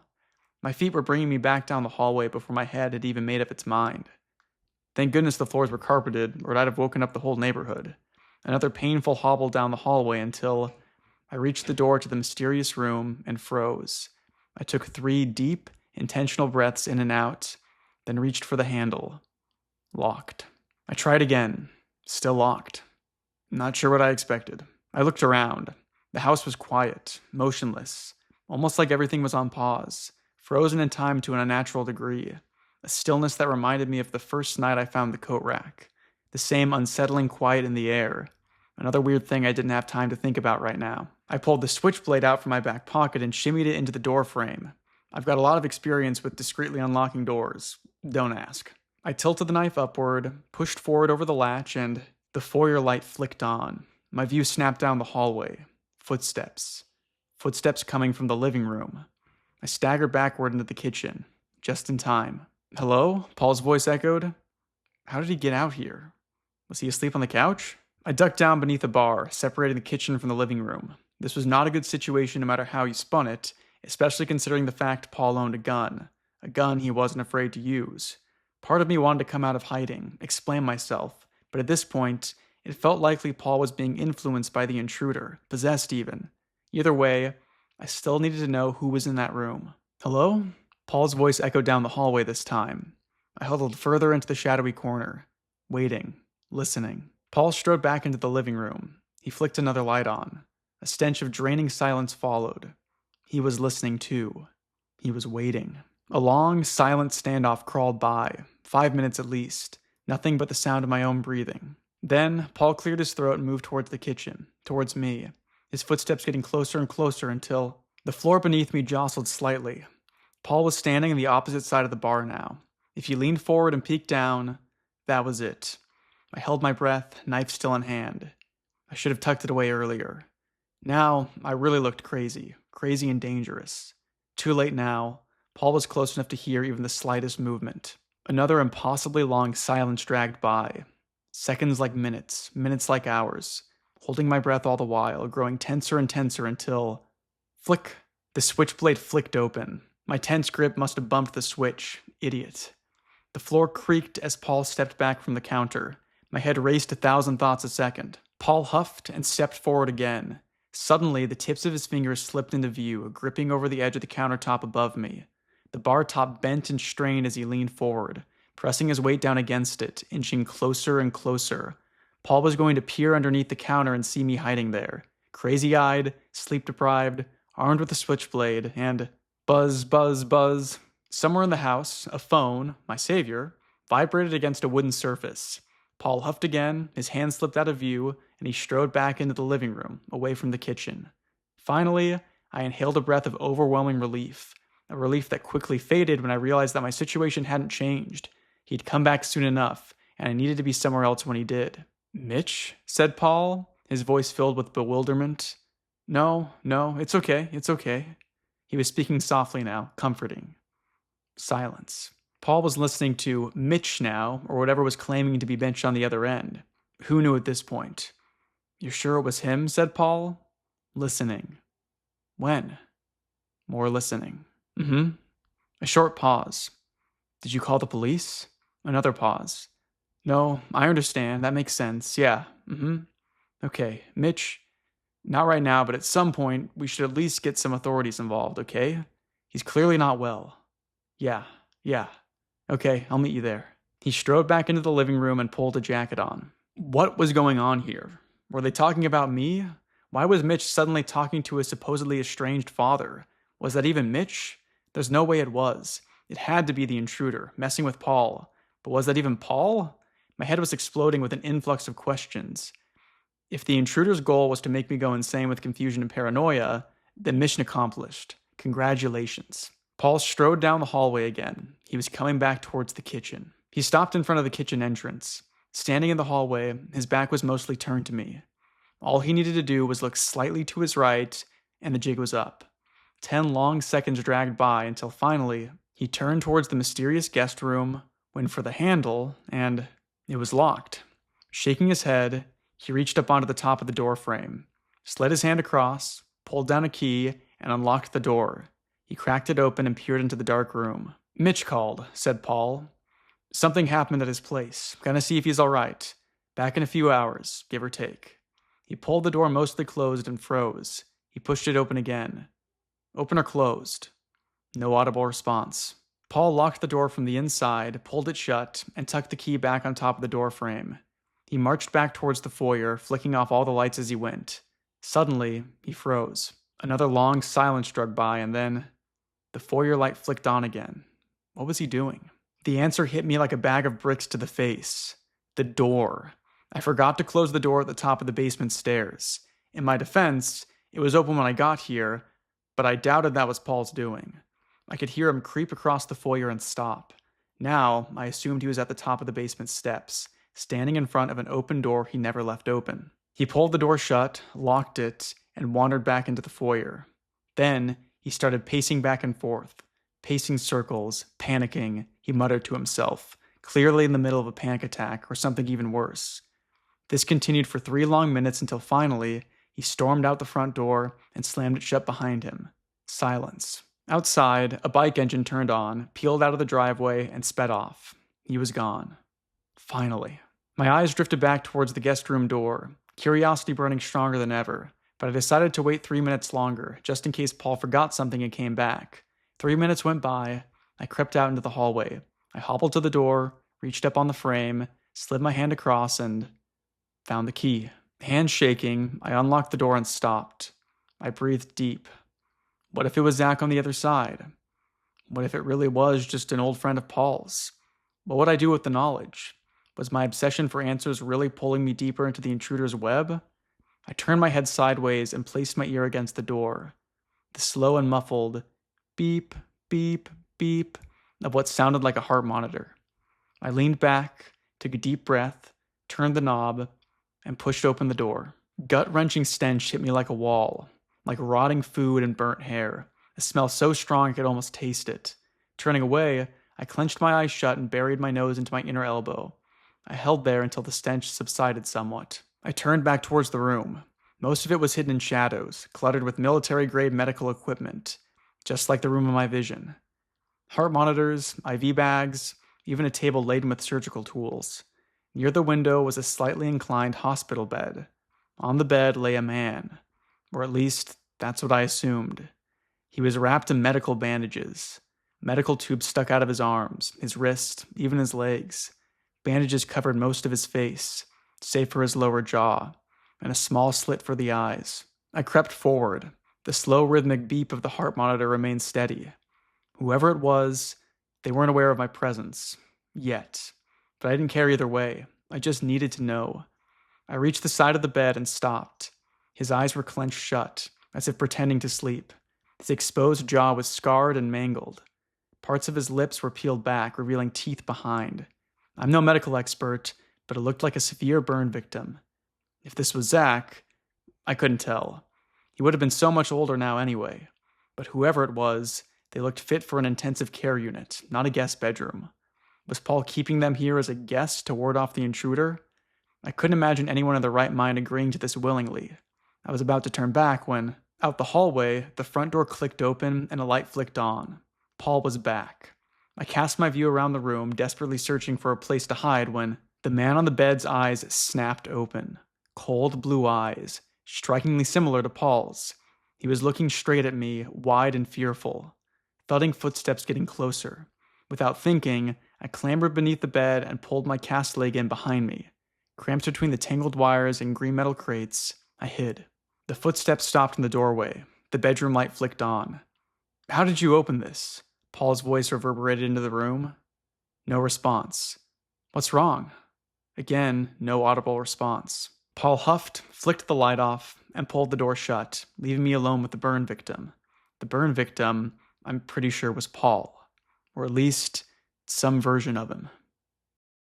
Okay, so this is another chapter that I don't have much to say about. Most of it's just like good, tense writing about Brandon trying to not be caught by Paul. There are some interesting nuggets in there, like the fact that Mitch and Paul seem to be calling each other and communicating with each other when Mitch has said that he hasn't talked to his dad before. It's starting to feel like a situation where literally every single person is in on this like conspiracy to mess with Brandon or like get him or something, which does play into the idea that maybe Brandon's just going insane. I personally don't really vibe with the idea that Brandon has that like Paul has kept a hold of Zach this entire time. That just doesn't really seem realistic to me at all. I mean, I guess realistic within the confines of this story. Obviously, nothing in the story has been realistic so far. But even if this burned man that Paul is supposedly taking care of isn't Zach, I do think the narrator is trying to tell us more and more that Zach is a very important part of this story. Speaking of the strange man inside Paul's house that is like bandaged up and looks like another version of Paul, what is going on here? This is one where I can't think of really any logical explanation as to why this person would be inside Paul's house unless Paul was doing something bad to them. You could make the argument that Paul is just like taking care of an old friend of his, but his friend obviously needs help like from a hospital. Not to mention there seems to be like surgical equipment nearby. It all just seems very, very unsettling to me.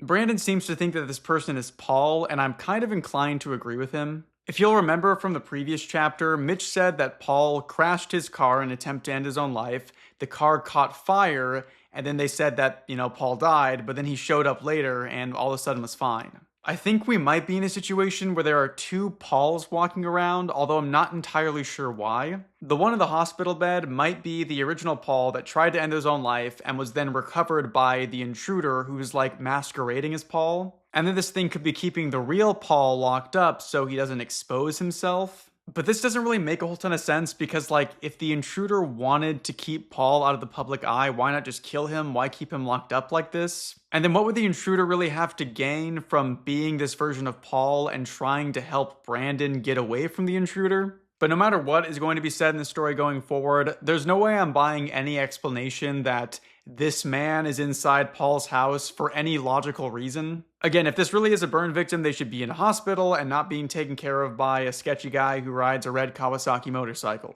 But like I said, I don't really have much to say on this chapter overall, so let's move on to chapter 12.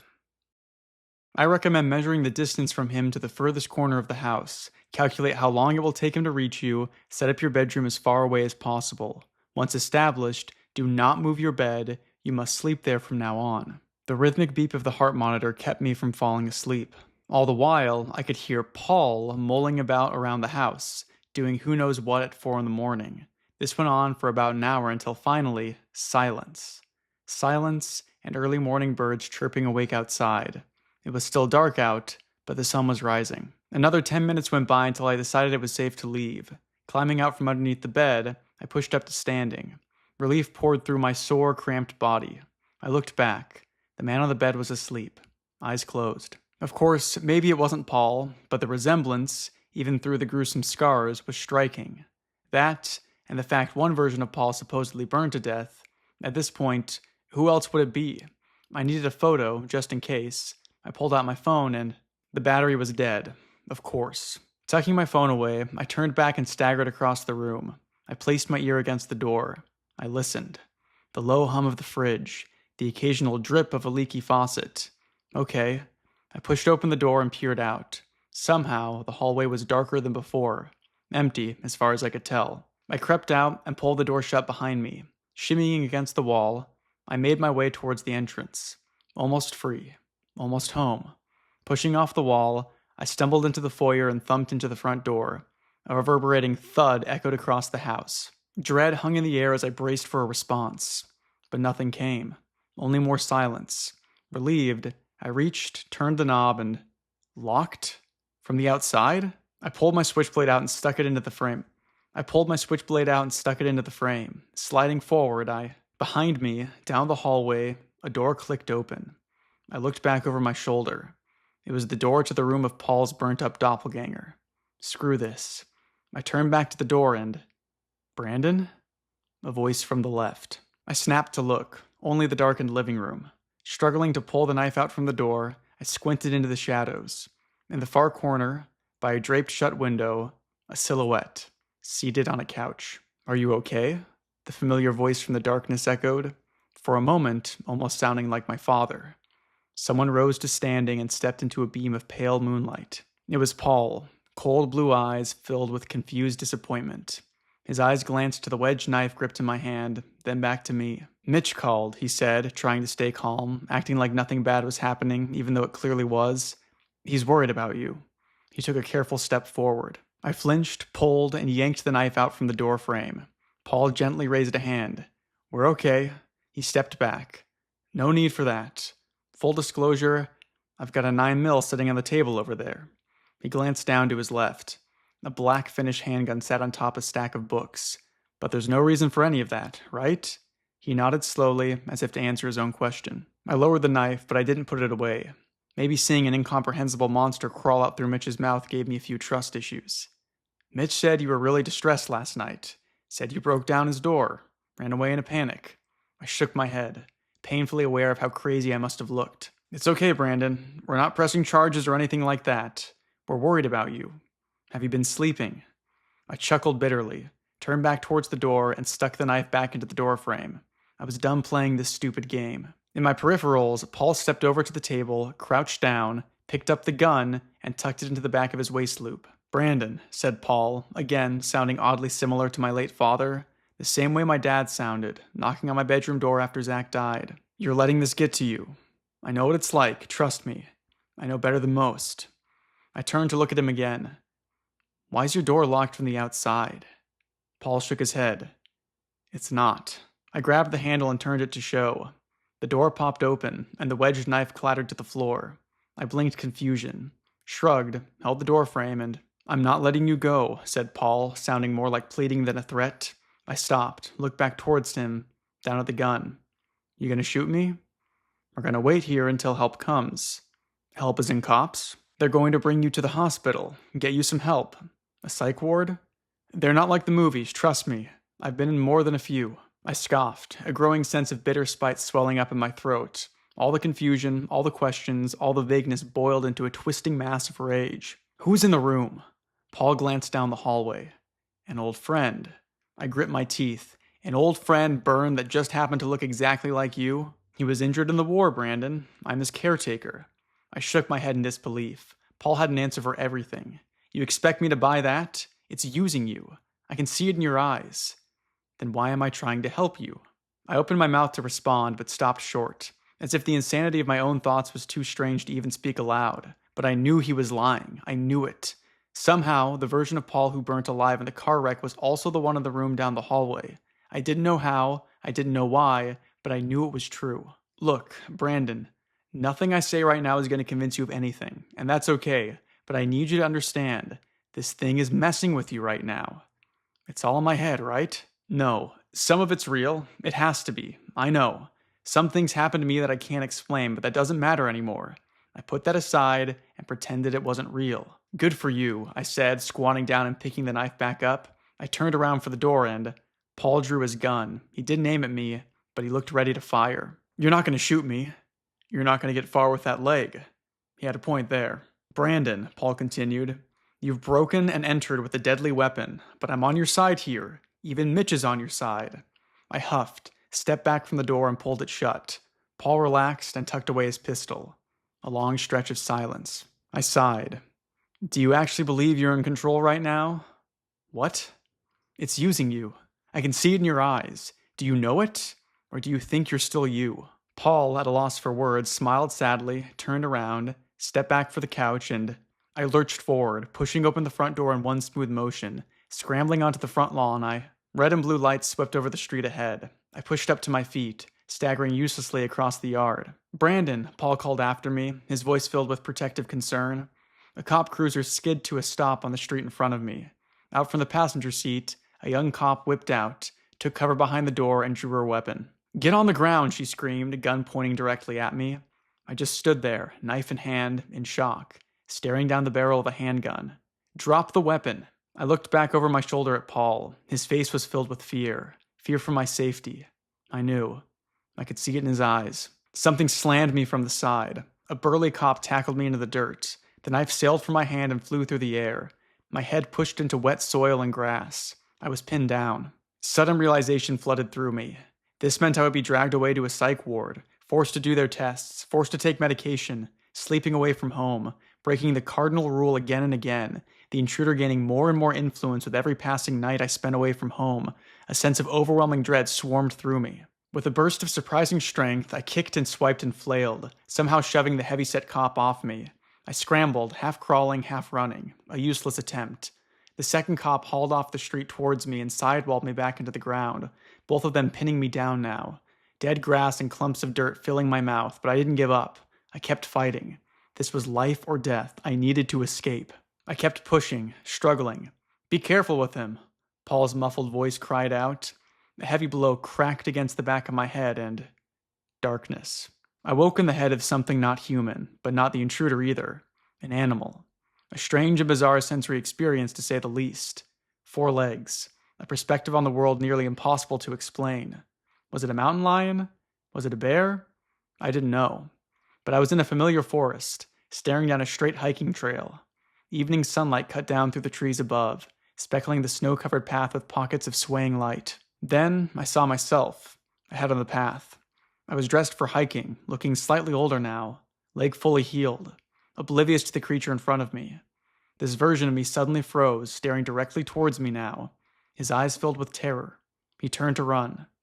Darkness. I woke in a room with greenish walls, cold fluorescent light cast over all.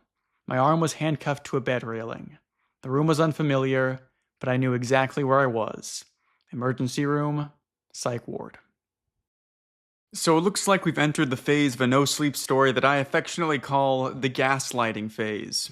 I just personally think there is no way that this is all inside of Brandon's head. I think Paul is clearly not being truthful with him here. Maybe if the things that Brandon had experienced were like more akin to typical hallucinations you might see if you were suffering from some sort of mental disorder, I could believe it. But the fact that he thinks he's like flipping into other people's minds and seeing through their eyes physically and hearing them converse with him feels like a step too far for me. Especially given the fact that this lines up with what Paul told him earlier, it just feels like Paul at this point is just trying to gaslight him to get out of something. It is slightly confusing that Paul seems to shift between giving Brandon more information and then lying to him about the information that he previously gave him, but that could just be chalked up to the fact that the creature is intentionally trying to confuse him. I think there's some truth to the idea that the intruder feeds on the chaos or discord inside the mind of the person it's trying to infiltrate. And so the fact that Paul is throwing Brandon around back and forth like this makes sense that would also be aligned with the aims of the intruder. We get Paul's story that the person inside the room is like his old army buddy that he's taking care of, which, again, doesn't really make any sense to me. The guy in that room clearly needs professional medical attention. It can't just be taken care of by a guy with a doomsday bunker basement. That's not going to work for me. I suppose the other reading of this situation is that Paul was not directly trying to be deceitful towards Brandon, but he is also being manipulated by the intruder. Brandon even tells Paul that he knows the intruder is inside his mind and that it's manipulating him to make him say things that the intruder wants him to say. I could see this as being a pretty likely scenario, like Paul was legitimately concerned for Brandon at this point, but only because he doesn't really know the extent of what's going on because he hasn't been inside of his own mind consistently, if that makes any sense. The one part of this chapter that I find very interesting is when Brandon flips inside the mind of presumably a bear. It seems like this intruder has not only compromised the minds of individuals, but also animals as well, which is pretty fascinating. Brandon being inside of a bear also has some connections to the very first conversation he had with Paul, where Paul told him what to do if he ever ran into a grizzly bear. It's interesting to think that maybe the advice that Paul gave Brandon back then was the advice from somebody who has been inside the mind of a bear. Something that I'm really enjoying about this story so far is there's all these kind of disparate pieces that have been introduced throughout the runtime of the story, but all of them seem to have connections to things coming later on, which I think is just tight writing. It makes the story really fun to reread because there's a lot of these little conversations and asides that make more sense or have connections to things later on in the story. I think the first half of the story felt a little random at times, like characters were going on these long monologues about things that didn't make sense, but it's cool to know that all of those did serve a purpose in the story one way or another. Like I mentioned earlier, I love stories where it feels like the protagonist was doomed from the start, and reading the story throughout gives me that feeling. I know I'm kind of reiterating the same point again, but it just feels like all of these pieces that we saw at the beginning, where before they might have seemed random, now feel like they were carefully curated and put there for our specific enjoyment. All that kind of serves this greater theme that's emerging throughout the story that nothing is a coincidence. So yeah, I think Brandon is not crazy at all. I think all of this is real, but we'll have to go to the next chapter to see what happens next. He will begin in the furthest corner of your basement. Paul was right about one thing. Psych wards aren't like the movies. At least this one wasn't. If anything, it felt more like a nursing home. Boring. Assisted living with cameras and security guards. No electroshock therapy. No drawn-out talks with stoic shrinks. No evil head nurse. The movies got one thing right, though. Isolation. Especially for the first few days. I was in hysterics, strapped to a bed, screaming about the man in the basement. Screaming about how sleeping away from home would only make him stronger, give him more influence. Of course, I knew this behavior didn't exactly help my case for appearing sane, but when you're staring down the barrel of a gun, none of that really matters. Regardless, I calmed myself down after a few days. A steady cocktail of Seroquel and benzos might have helped too. Now, I only had one goal. Appear sane enough to get discharged. Get back home and hopefully salvage this disastrous transgression. Maybe the intruder would give me some leeway since my being here was involuntary. Wishful thinking. I guess there's one other thing the movies get right. The more you would try to appear sane, the more insane you appear. It's not easy to pretend things are normal when you believe in ever more powerful hive mind /tulpa/whatever is trying to absorb you into itself, but I put up a decent show. To be honest, getting stuck in a psych ward was the last place I expected to be. Before this, it seemed like everything was leading up to some vast and terrible revelation, like I'd finally get the answers to all my questions. A final horrific revelation connecting all the pieces together. But now, I was stuck in a borderline nursing home, putting together cat puzzles and playing Uno with strangers. Not exactly the finale I had in mind. The anticlimax of it all was suspect, to say the least. I was still waiting for the hammer to drop, to wake up in my room and see a coat rack in the corner. Getting forced into a psych ward changed my view on a lot of things. There was one guy in there. He had OCD so bad he needed 7 cups of water on his bedside table at all times. Each cup needed to be slightly fuller than the last, but he also needed to drink from the 3rd, 4th, and 7th cup every 14 minutes. Then, pace around the psych ward 3 times. If he broke the ritual, he was convinced a man made out of paper would climb in through the vents and cut him in half. Stuff like that might have seemed funny to me before, in a morbid kind of way, but after seeing it firsthand, after living through it myself, let's just say I don't look at homeless people rambling to themselves on the street the same way I did before. It's easy to make fun of things that make you uncomfortable, but it's not so easy when you're the one going through hell. Paul came to visit too, or at least he tried. I didn't sign off for the first few times. As far as I was concerned, Paul wasn't Paul. The real Paul was trapped back in his house, barely alive, strapped to a hospital bed and burnt up beyond almost recognition. A prisoner in his own home. Mitch even showed up once, but I refused him as well. Mitch wasn't Mitch either. Mitch was dead. A mangled heap of skin on his kitchen floor. Worst of all, I don't think either of them was even aware of it. But I believe that they believed that they were actually themselves. Unwitting duplicates. Paul kept trying, showing up every other day. He even covered all my hospital bills out of his own pocket. I was borderline broke, so that was appreciated. Out of curiosity more than anything else, I finally gave in. I finally signed off on Paul's visit. We sat down in the common area. Imagine a low-income high school lunchroom. Round tables covered in half-finished puzzles, cold vinyl floors with flecks of milky gray. An older woman stood by the window. Rosa was her name. Every 10 minutes or so, Rosa would call out for the nurse. When the nurse showed up, she'd ask them for the time. They'd tell her the time, and she'd thank them. Rinse and repeat for about the last 3 hours straight. After a while, you start to tune out stuff like that. Everything becomes background noise eventually. Finally, the door is pushed open, and in walked Paul. Our eyes met. He smiled sadly, strode across the room, pulled out a rickety chair, and sat across from me. "How have you been?" I shrugged. He nodded and pulled a brown envelope out from his jacket. He placed it flat down on the table and slid it towards me. "That's not going to answer everything, but it might help some." Skeptical, I reached into the envelope and pulled out a stack of documents. Papers, photos, ID cards. Paul cleared his throat. "That's everything I could find on my friend in the guest room. Full warning, some of it's a little graphic." I scanned the first paper. Hospital records, detailing a man named Lawrence Weiser. A photo. A man laying on a gurney in the Vietnam jungle covered in full-body chemical burns. I flipped to the next page. Military legal papers, giving Paul the right to shelter and look after Lawrence Weiser. Clearance to monitor and treat complications sustained due to long-term effects of a wartime injury. I flipped to the next page. A photo of Paul, much younger, was paperclipped to the corner, his arm wrapped over another man's shoulders, about the same age. Both of them looked so much alike, they could have been brothers. I kept flipping. More documents, more photos, IDs, birth certificates. If they were all fake, Paul would have spent a lot of time and money making them. Maybe the intruder created them out of thin air. I turned the page. More photos of Paul. He was setting up a hospital bed in his house's spare bedroom. Military personnel helping out. I put the papers down and looked at him. And Paul scratched his neck. I know it barely answers anything, but at least it clears up one thing. I set the documents on top of the envelope and slid it back across to Paul. I drove to Mitch's apartment, 40 minutes out of town, saw a fetus monster climb out of his mouth, then I ran down the hallway and ended up in your basement. Hell, I'm pretty sure my car is still parked out at Mitch's. And you're saying it's all in my head. Paul nodded understandingly, looked back over his shoulder, making sure nobody was in earshot. "It's not in your head," he said, turning back to face me. "It's only partially in your head. This thing's got a foot in the door between reality and nothing. And if you let it, it'll push that door all the way open and never go back." I scoffed. Why all the runarounds? Why the stupid rules? Paul leaned back into his chair. "Mitch and I have different ideas on how to fix it. I figured accepting it's there and living life regardless is the best route. Mitch thinks that's what it wants you to do. Truth is probably somewhere in the middle. Why'd you say I could pass it off then? Paul looked at me, genuinely confused.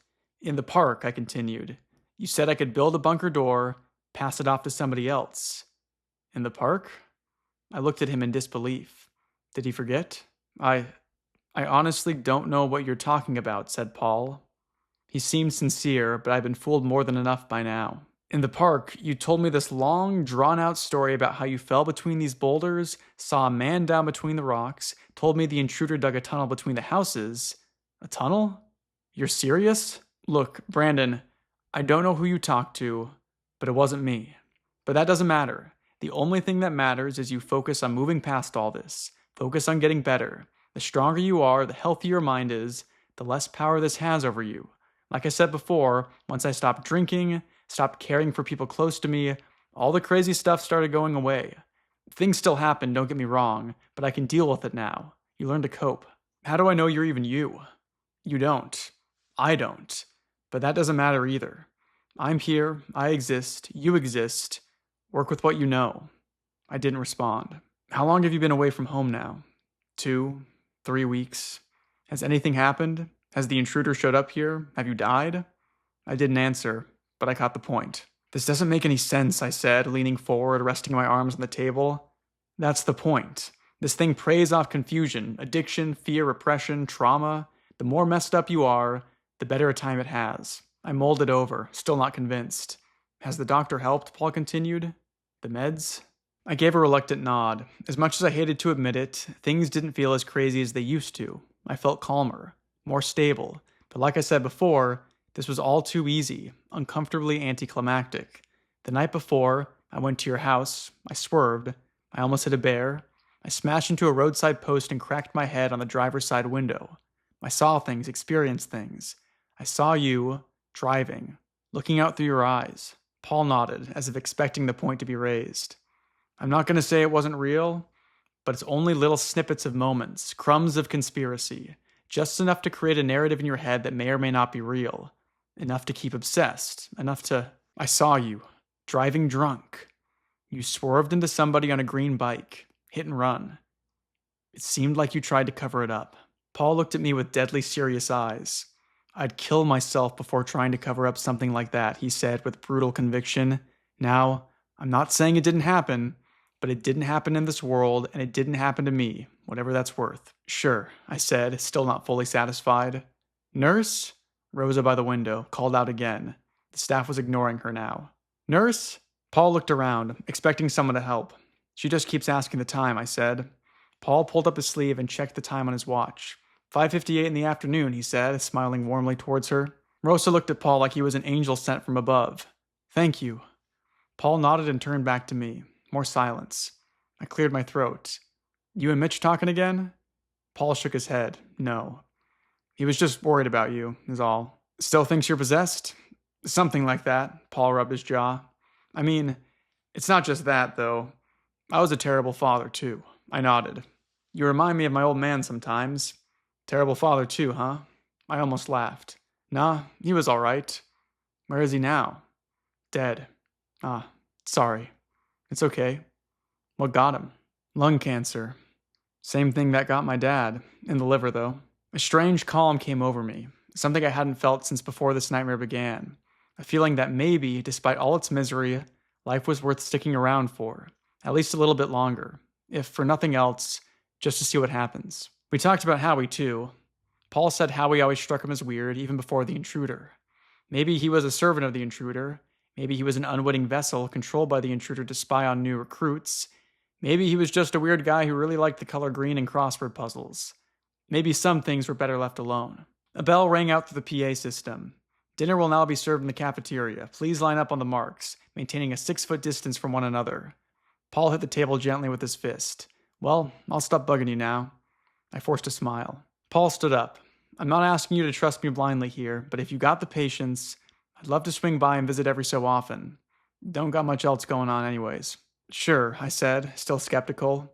Even though I didn't trust Paul, or anyone else for that matter, I had to admit, his presence made me feel a little less crazy, a little less alone. Besides, any visitor, even a potential vessel of the intruder, was preferable to no visitors at all. "Take it easy, kid." He smiled again, then strode back for the exit and pushed through the doors. Paul stopped by every single day for the next 2 weeks. We played cards, we talked about hockey, politics. Sometimes we'd talk about the intruder too, but less and less every day.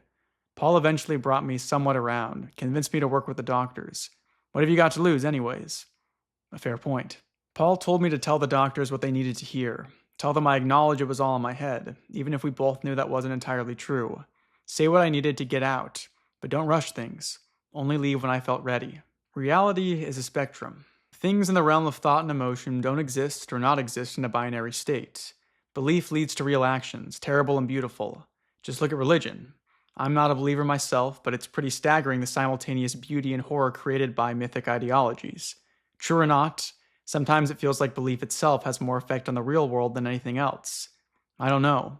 Maybe the intruder worked in a similar way, molding itself out of belief, obsession, trauma, forcing itself out of the abstract into the concrete, like a virus of the mind. Who knows? Paul was there the day before my discharge. The doctors had determined I was stable enough to return to public life. I still felt terrible, but now in a normal constant haze of vague depression and anxiety kind of way, as opposed to a supernatural entity is trying to kill me kind of way. Paul and I played crib in the common area. Best out of 3. He won, as usual. Stretching out his arms, Paul checked the time. "Well, I should head out," he said, partially yawning. "I'll swing by tomorrow. Give you a ride home." "Sure." "Thanks, Paul." "No worries, kid." Paul drove me home the next day. We pulled into my driveway, and sure enough, there sat my car, inexplicably back in its spot, no longer in front of Mitch's apartment. I opened my mouth to ask about it, but stopped myself short. Better leave well enough alone. "So what's next for Brandon?" He adjusted the review mirror as he spoke. I shrugged. "Probably gonna move upstate, to be honest." "Yeah? I don't blame you. I haven't checked my email in a while, but pretty sure I'm jobless by now. That kind of just fell off the map." Paul chuckled. "Fair enough. Is that a bad thing, though?" "I mean, not really. Wasn't my favorite job anyway." "What are you gonna do now?" "I don't know. Maybe I'll go back to school. Maybe I'll start writing again." "You write?" "I used to."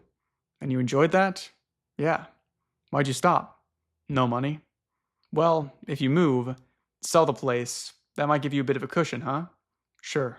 "I'm not saying what you should do, Brandon, but if you like writing, then at least try for it. If you like something else, shoot for that. It's better than not trying, trust me. I learned that the hard way." "Yeah, maybe," I said, mulling it over. Looking back, this conversation, like many others, was a little strange, but I didn't think much of it at the time. "Anyways, I'll get out of your hair now," said Paul. Silence. I reached for the door and stopped. "Thanks, Paul," I said, looking back at him. It's hard to know what to say to someone who might have saved your life. "You owe me one," he said, cracking a smile. I smiled back, turning away, and unlatched the door. I stepped out, went to close it, and... Oh, one other thing. I froze, pulled the door back open, hunched down to meet his eyes. "I know you're planning to move anyways, but..." Paul shifted in his seat slightly. "It's probably better we keep minimal contact from here on out. Same goes for Mitch. I'm not sure why, but this thing seems to feed off us being around each other." I nodded, stepped away, pushed the door shut, and turned back for my house. Paul pulled into reverse, backed across the street, and pulled into his garage. To this day, I don't know if that was even Paul, the intruder, or something in between. All I know is he helped me get back on my feet, so I'm grateful for that. I rifled for my keys and... something caught the corner of my eye. Down the street, parked about 7 houses away, a white hatchback with tinted windows. The same car I'd seen all those weeks ago. I don't know why it grabbed my attention, but it did. It felt out of place, sinister almost. I shrugged it off, turned away, and opened the door. The smell of cooking hit me. Chicken soup, gravy, and mashed potatoes. Howie humming to himself. I pulled the door shut behind me and was greeted with the bright green, brand new basement door. "You like it?" Howie's voice shot down the hallway. I turned. His bald head peeked out from the kitchen. "Yeah, Howie, it's great," I lied. Howie smiled brightly and stepped out into the hallway. "Work's picking up again, so it's from my own pocket. The least I could do for you letting me stay here." "Thanks, Howie." "How have you been?" Mitch's dad sort of filled me in a little, and apparently he's not dead. His kid told me otherwise. Some people are so weird, huh? "Crazy's catching," I said. "Huh?" "Nothing." "Oh, I got something." Howie slipped back into the kitchen and reappeared on the other side, this time with a crossword book in hand. 9 words, 3rd letter T, last letter M. a naturally occurring yellow-blackish liquid found in geological formations below the Earth's surface. I furrowed my brow. The word was on the tip of my tongue, but I couldn't quite place it. Howie looked at me, eyes filling with anticipation. I shrugged again. Beats me. His eyes filled with disappointment. I'll let you know if it comes to me. Sure, no problem. Howie slumped back into the kitchen and placed down the booklet. He looked like I just told him his dog died or something. I moved out the next week. Howie offered to stay, pay rent with his newfound income. I agreed. I never did find out exactly what made him leave his old place, but he never brought it up, so I didn't ask. I moved upstate, rented a small studio apartment in a mountain town. Still can't sleep in places with basements, but you can't really blame me on that one. Got back into writing hard, too. Started taking online courses, watching YouTube tutorials, stuff like that. Got my craft to a place where I'm not entirely embarrassed to share it. Weirdly, all these events actually inspired me to start writing again. Of course, all the loose ends, all the unanswered questions still bothered me. Something just felt too convenient about the last few weeks. Like I'd gotten out of the woods too easy. Like the hand of an invisible and benevolent God stepped in and waved away all my problems. Deus ex machina. But sometimes, I wondered if the intruder was still using me, working towards some unknown and terrifying endgame.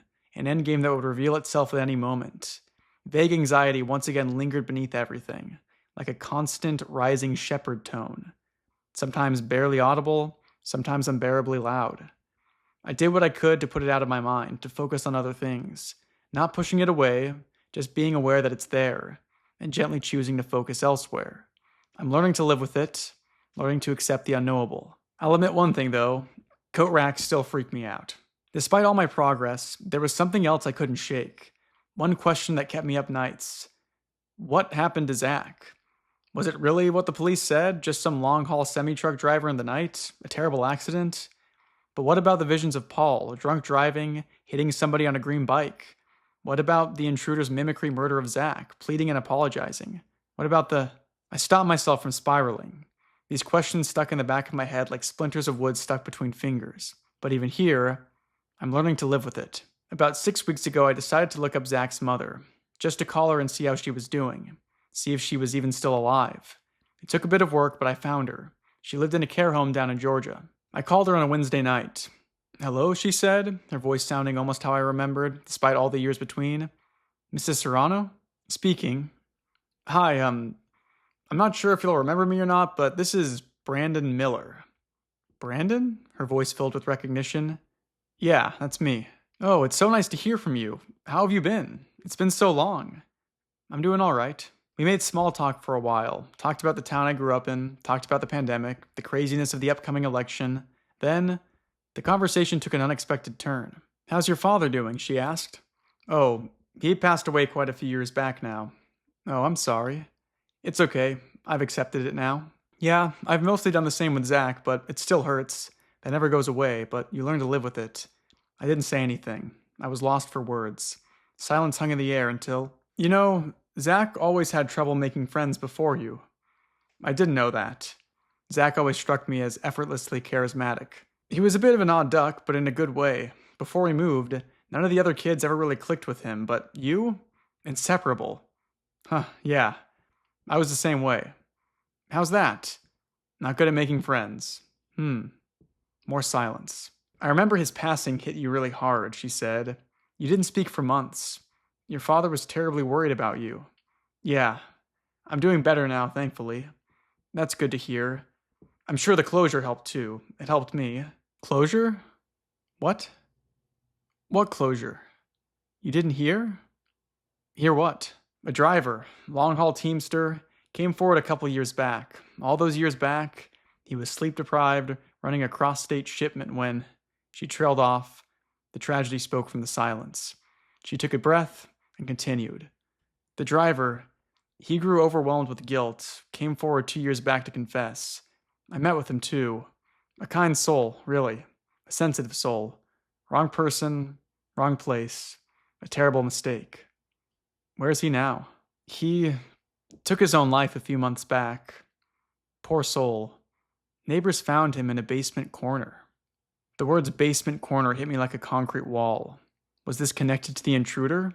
Was this connected to Paul? Nightmarish thoughts and incomprehensible images raced through my mind. The image of a naked body, pale and decomposing. slumped into a basement corner, a plastic bag wrapped over its head. "You there?" said Mrs. Serrano. I stopped myself, took a deep breath, set it aside. "Don't worry about it. It's a coincidence." "I hope his family is okay," I said. "Me as well." Threads of conspiracy dangled in front of me like fishing lures. This had to be connected to the intruder somehow. It had to be connected to the rules. "What's his name?" I asked, almost involuntarily. The driver. "Oh, Mason. Mason Parker, I believe." Huh. I didn't recognize it. Awkward silence. "Well, it's been lovely hearing from you, Brandon, but game night's about to start and I can't be late." "Of course. You as well, Mrs. Serrano. Take care of yourself. Call any time, okay?" "Okay." She ended the call. I sat at my work desk. The glow of car lights beamed in through the window and swiped across the darkened walls. Raindrop shadows stretched across the room and returned into darkness.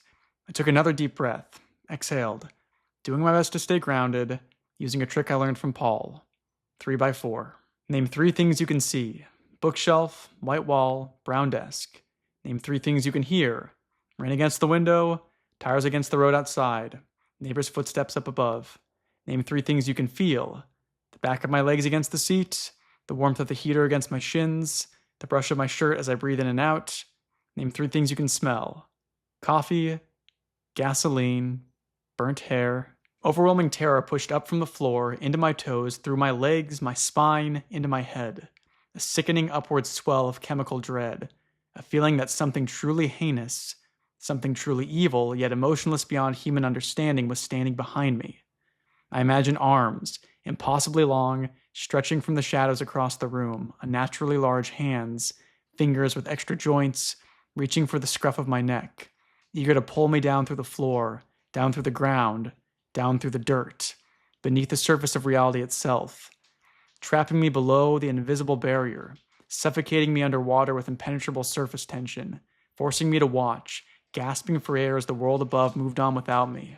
The world above acted as if I never even existed to begin with. Eternal suffering. I spun around, expecting to see something incomprehensible, but there was nothing. No intruder, no coat rack, no man held together with nails and wire, just an empty studio apartment. The orange glow of more headlights wiped across, slow and yawing lights crawling over the kitchen, over the front door, over me, like the beams of a deep-water submarine scanning the ocean floor. Everything returned to moonlit darkness. Against the window drapes, a faint, greenish flickering glow from a neon bar sign across the street. I sniffed the air. The smell of gasoline and burnt hair was gone. Maybe it was never there to begin with. I took another deep breath and exhaled. It's all in my head, or, at the very least, it's mostly in my head. But still, the words only rang partially true. If I'd learned anything over the past few months, it was this. Nothing good comes easy. At least, not this easy. As much as I tried to repress it, as much as I tried to ignore it, I knew something was missing. There was some piece of the puzzle that may or may not ever be found. I knew this wasn't finished. I took a deep breath, exhaled. I turned back to my desk, popped open my laptop, and started writing. There was a line in this chapter that I think is maybe one of the greatest lines I've ever read in a no-sleep story. However, before we get to that, we've got to start at the top of this chapter, starting with Brandon waking up in the psych ward. I think this whole first section of this chapter is kind of meant to lull us into a false sense of security. Everything starts to feel kind of cozy and settled in a way. We have Brandon talking to Paul, who seems like he's really connecting with him, and they seem like they have this great relationship. Paul even presents Brandon with evidence that the person inside of his house is his actual friend that he's just taking care of, which again is a story that does not make sense at all to me. But then we have even more things that don't add up, like the fact that Paul does not remember talking to Brandon in the park. The park conversation was very important. That's when Paul told Brandon about the first time that he saw the intruder and started flipping into other people's minds. Now, the story has set a precedent for characters being unable to remember things that have happened to them, specifically with Howie. So I think there's a decent chance that Paul legitimately does not remember this conversation, but that he did have this conversation with Brandon. I also think there's the possibility that there are 2 versions of Paul that are constantly shifting in throughout his mind. There's like the good version of Paul who's trying to get Brandon help, and then there's the evil Paul who might have been the one that killed Zach back in the day. That really is just a very speculative, tenuous theory that I have, so don't put a lot of stock in that. I find the phrasing that Paul uses when he's confronted by Brandon about potentially killing Zach to be very interesting. Paul very specifically says that he would kill himself before trying to cover up something like that. We know that Evelyn took her own life and that Paul tried to take his own life and was maybe successful, then showed back up as some sort of intruder. And then, of course, later on in the chapter, there's another character that took their own life. And again, it's all starting to feel like less and less of a coincidence. Moving on with the chapters, something that I really love about this one is that it keeps giving us these kind of like diatribes and monologue that makes it feel like the story's coming to a close. Like I kept waiting for this to be the last chapter and for Brandon to like accept his new life or something, but then something happens that just throws us off just the tiniest little bit. It's really cool because it makes us as the reader feel like Brandon, where that we want to move past this thing, but there's always something in the background that's just eating at us and we don't really know what it is. In a way, it kind of reminded me of the end of the left-right game. In my video about that, I talked about how I think the ending of the left-right game is trying to gaslight the reader into thinking it's a happy ending when it really isn't. I feel the same way with this story, where it feels like Brandon is trying to convince us that everything is wrapped up when clearly things are still very wrong. There are just so many little details in this chapter that make me feel unsettled because of the connections they have to earlier chapters. Specifically when Howie asks Brandon about the clue to his crossword puzzle, the clue is a naturally occurring yellowish-black liquid found in geological formations below the Earth's surface. The answer to that crossword clue is petroleum, which is a word that Brandon heard earlier when he was flipping through the different consciousness of the intruder. To me, it seems like Brandon is taking the place that Howie was earlier in the story, where Howie was unable to remember certain words. It just feels like the intruder is getting deeper and deeper into Brandon's mind. But again, the story tries to convince us that things have wrapped themselves up. It seems like Brandon has moved on, he's moved out of the house, he's like enjoying his new life as a writer, but then something very strange happens. Brandon decides to call up Mrs. Serrano, and they talk about Zach, and there's a few interesting things in this conversation that don't quite add up. The first is very, very small, but it's the fact that Mrs. Serrano says that Zach had a really hard time making friends before he met Brandon, but Brandon remembers him as being effortlessly charismatic. I think if you want to read this story as there being potentially two timelines or universes that are like converging on each other, then the fact that Zach was charismatic in one timeline but couldn't make friends in the other and they met in some place in the middle kind of makes sense to me. But this could also just very easily be a case of Brandon remembering Zach as being charismatic because they were such good friends, when in reality, Zach couldn't make friends with anybody else. But the part of the conversation that Brandon has with Mrs. Serrano that I think is like one of the best lines in a No Sleep story is when she talks about the man that hit and killed her son. Specifically when she says, "He took his own life a few months back, poor soul, neighbors found him in a basement corner." It feels like everything in this story is just building up to that line, and that line is so unbelievably haunting to me. It starts to make you think like you felt some sort of catharsis, but then everything just starts making less and less sense. But this is where I started really leaning into the idea that maybe the intruder is a manifestation of the guilt and regret that Paul feels for accidentally killing Zach. For one, I don't think Mason was the one that killed Zach. I think he potentially had that image planted into his mind because he somehow met up with the intruder and Paul gave him that guilt. If Paul could get into Mason's mind, he could make Mason confess to killing Zach, which would then absolve Paul of the responsibility of having actually killed him. When Brandon hears about Mason having killed himself, the first vision that he receives is Mason sitting in a basement corner with a bag wrapped around his head. This is the exact same way that Evelyn, Mitch's sister, took her own life, and I think there's a connection there. I'm starting to think that this is Paul's preferred method of getting rid of people who maybe know too much about him. With any theory that you're going to come up with this story, none of it's going to make 100% sense, but to me, I think the more interesting reading is that Paul is a malicious entity. I personally believe that the intruder was something manifested by Paul, but that Paul is the ultimate evil of the story.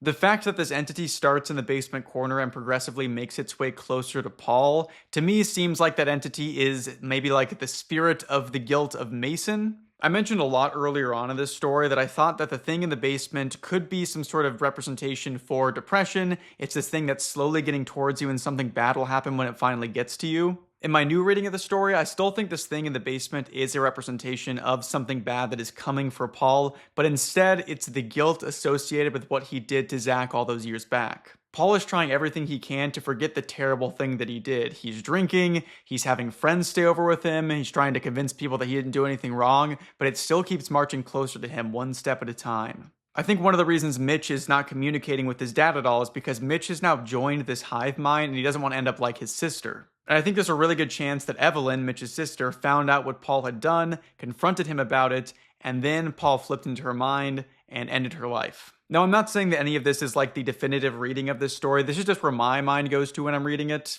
I'm sure that lots of you guys have very different theories about what might be going on, so please let me know those in the comments below. I think it's just very fascinating to speculate about these things. But regardless of what any of us think, there's still one last chapter in the story, so let's get to that, and then I'll talk about my final overall thoughts of the story. If you see him, do not overreact. He may decide to move on. A bump in the night startled me awake. I checked the time, 2:58 a.m. Neon green light flickered in through the studio apartment window. I sat up onto the edge of my bed, staring at the closet door. A white closet door with zigzag patterns etched across it. Another thump, above me. I looked up. It was the upstairs neighbor again, mulling about at 3 a.m. on a Wednesday night. Rubbing my eyes, I pushed off the bed and strolled up to the window. It was snowing outside, the first snowfall of the year, drifting dots of white dissolving against the asphalt below. I was about to turn back when something caught my eye.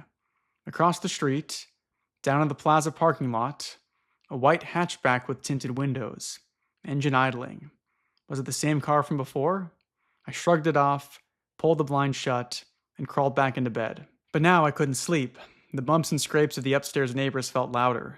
The flickering glow of the neon bar light across the street felt brighter. Everything felt heightened, like on fast forward. I rolled out of bed, marched across the room, and yanked open the closet door. A bunch of propped-up junk toppled out onto the floor. Old records, unread books, unopened boxes. I pushed it all away and dug into the back of the closet, throwing junk over my shoulder until I found what I was looking for. An old box fan, and a red pleated quilt. I stuffed the quilt into the window frame, blocking the light from outside. I set the fan up on a chair and blasted it towards my bed. White noise and darkness. I dug through a few more boxes until I found a pair of orange disposable earplugs. Let's try this again. I climbed into bed and shut my eyes, the gentle gust of the box fan against my face as I drifted off to sleep. There was something about that feeling. It felt like movement, and movement calms me down.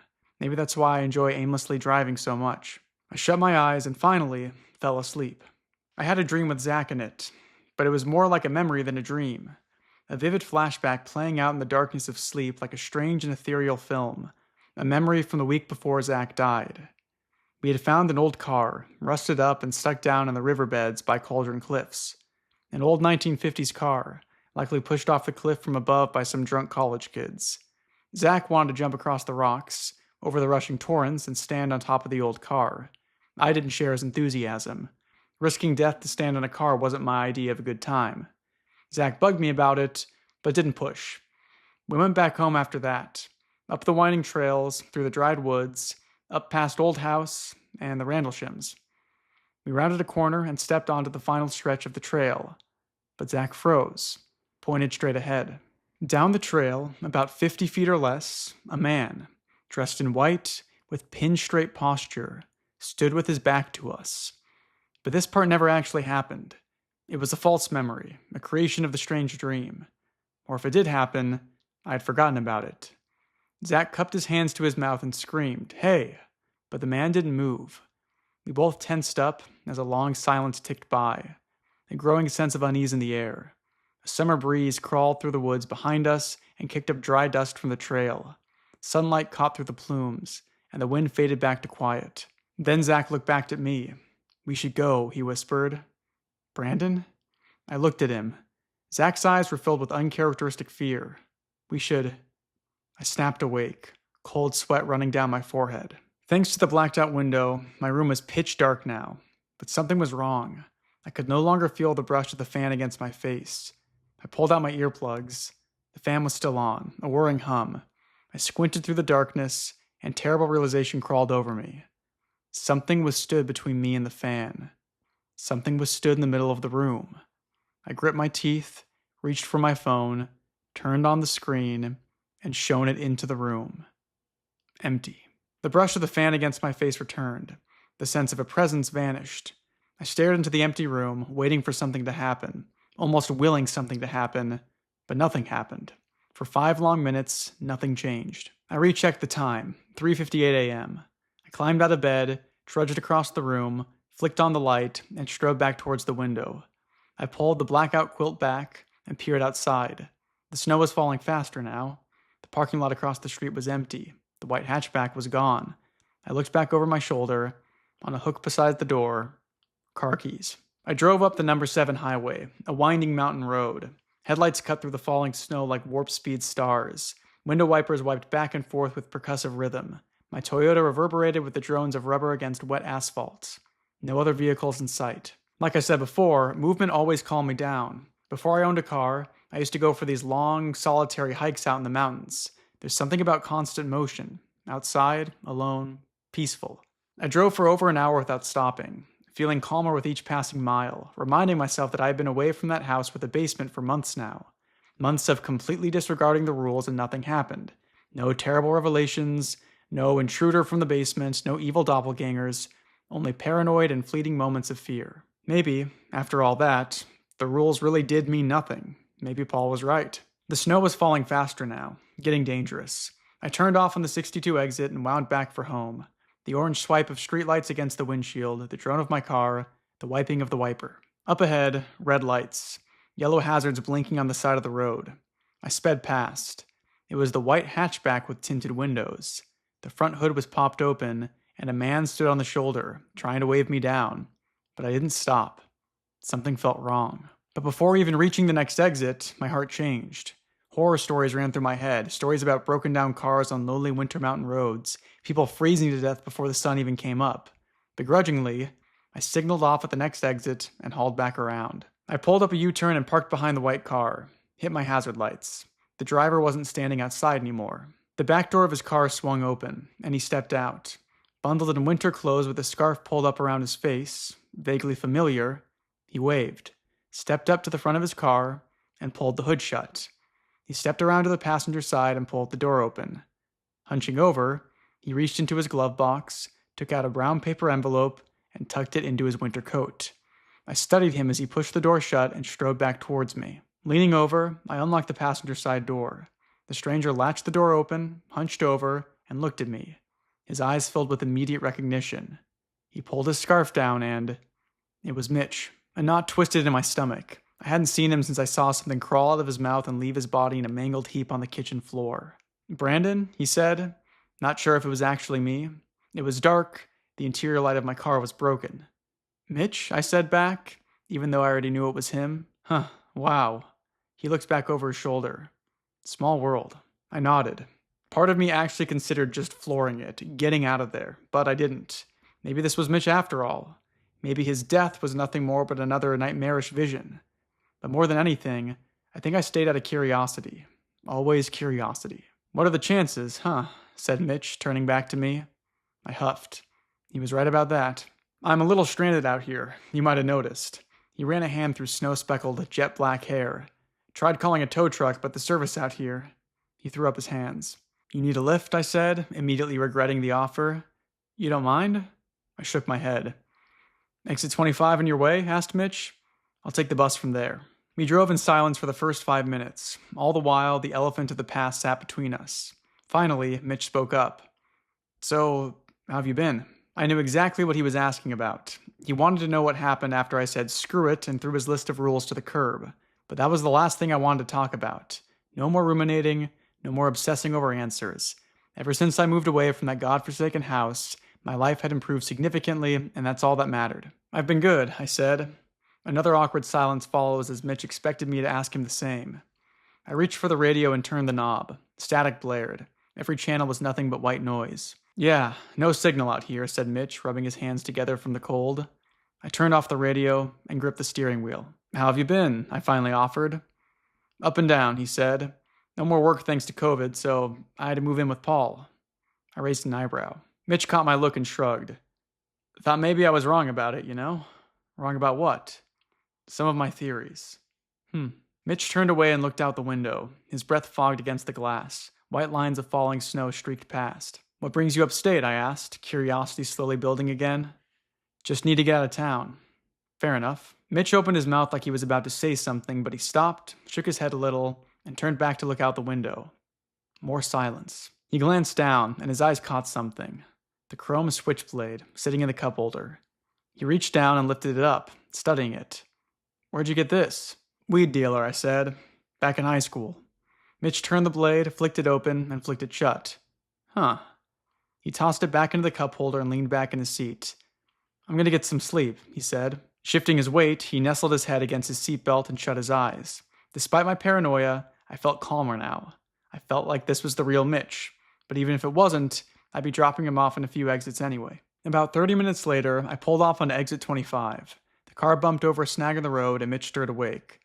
"Next left up there," he said, still groggy. We turned down a narrow road, walls of dark forest on either side. About 100 feet ahead, a lonely bus stop, lit only by the cold bluish glow of a solitary streetlight. I pulled over to a stop in front of it. "Thanks, Brandon," said Mitch, reaching for the door. I could tell he still wanted to say something else, but was holding back. "Of course, Mitch. Be safe." He nodded, pulled open the door, and paused. He pulled the door shut, turned back to me, and sighed. Reaching into his jacket, he pulled out the brown paper envelope. I studied him. "It's okay if you don't want to talk about this, but..." He rubbed his forehead with his palm. "I've been digging a little, doing some research again, and, well..." His eyes turned deadly serious. "I think I've almost figured this thing out." He reached into the envelope and pulled out an inch-thick stack of papers, photos, and documents. "I think I know what it wants, what it's trying to do." My curiosity was screaming at me, begging me to listen, but... "Thanks, Mitch. I'm good." He looked at me, confused. I cleared my throat. "Trying to keep all that in the past now." Mitch stared at me for a long 5 seconds, then nodded slowly. He slid the stack of papers back into the envelope and reached for the door handle. "You change your mind? Just call me," he said, sounding almost indignant. He pushed the door open and stepped back out into the cold. The snow had turned into a sludgy mix of slush and rain now. Mitch slammed the door shut, wandered up to the bus stop, and sat down on the bench. Clenching my jaw, I shifted into drive and pulled away. I'd like to say I kept driving. I'd like to say I left Mitch at the bus stop, and that was the end of it, that I finally won out against my obsession for answers, but I didn't. Barely made it 50 feet before I pulled into reverse and drove back. I leaned over and pushed open the passenger side door. He looked at me, not surprised that I had returned. He pushed up from the bench, strode over to the car, sat down in the passenger seat, and pulled the door shut. The engine idled as slush and rain beat down from above, the lukewarm gust of ventilation against my face. Window wipers uselessly wiping the same mess of icy mush back and forth. Mitch reached into his pocket, pulled out the envelope, and placed it on the dashboard. "You sure about this?" he said. I wasn't, but I nodded anyway. Mitch smiled grimly, reached into the envelope, and pulled out the stack of papers. "So after you left my apartment," he slowly flipped through the papers as he spoke, "I called up Paul, told him what happened, told him you were hysterical, that you broke the door to get out. I still don't know why I called him, but I did. I think some parts of me still believes he's my dad. I still do." Mitch stopped on a photograph, paperclipped onto a page scrawled with manic notes and scribbled coat rack sketches. It was a photo of him, as a kid, with the rest of his family. His mother Holly, his dad Paul, and even his late sister Evelyn.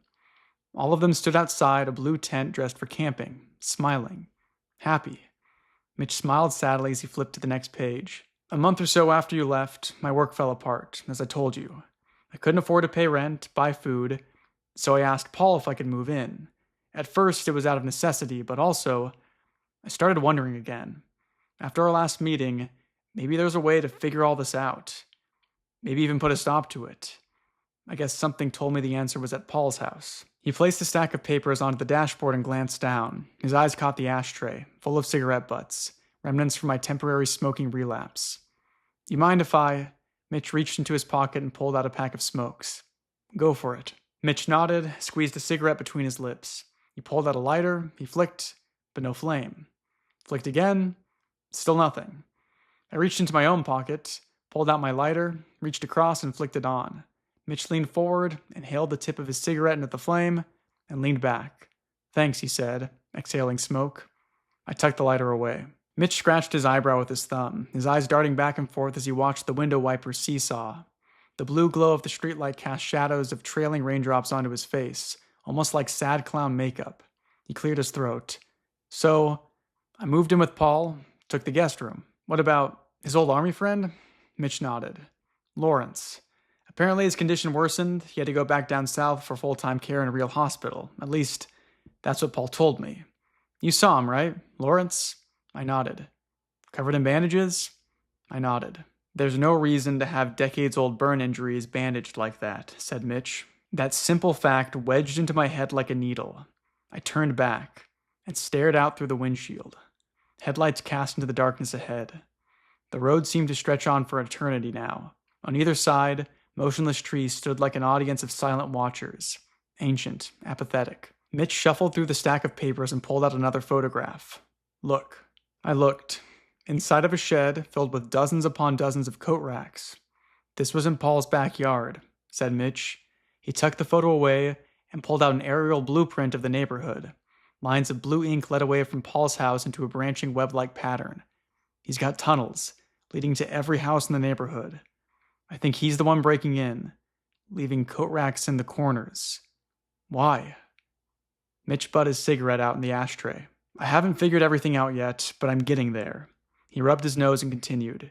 Your friend, Zachary Serrano, I think Paul was drunk driving one night, all those years, and hit this kid on the interstate. Took his body and buried it up by the Balry Cliffs. How did he know about Zach?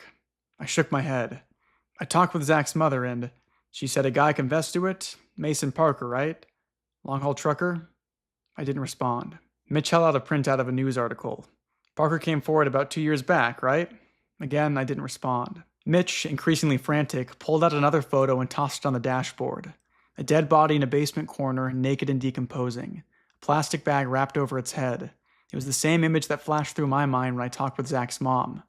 Where did you get this? That's not important. This guy, Mason Parker, he lost his mind in the months leading up to his suicide. Mitch made finger quotes on the word suicide.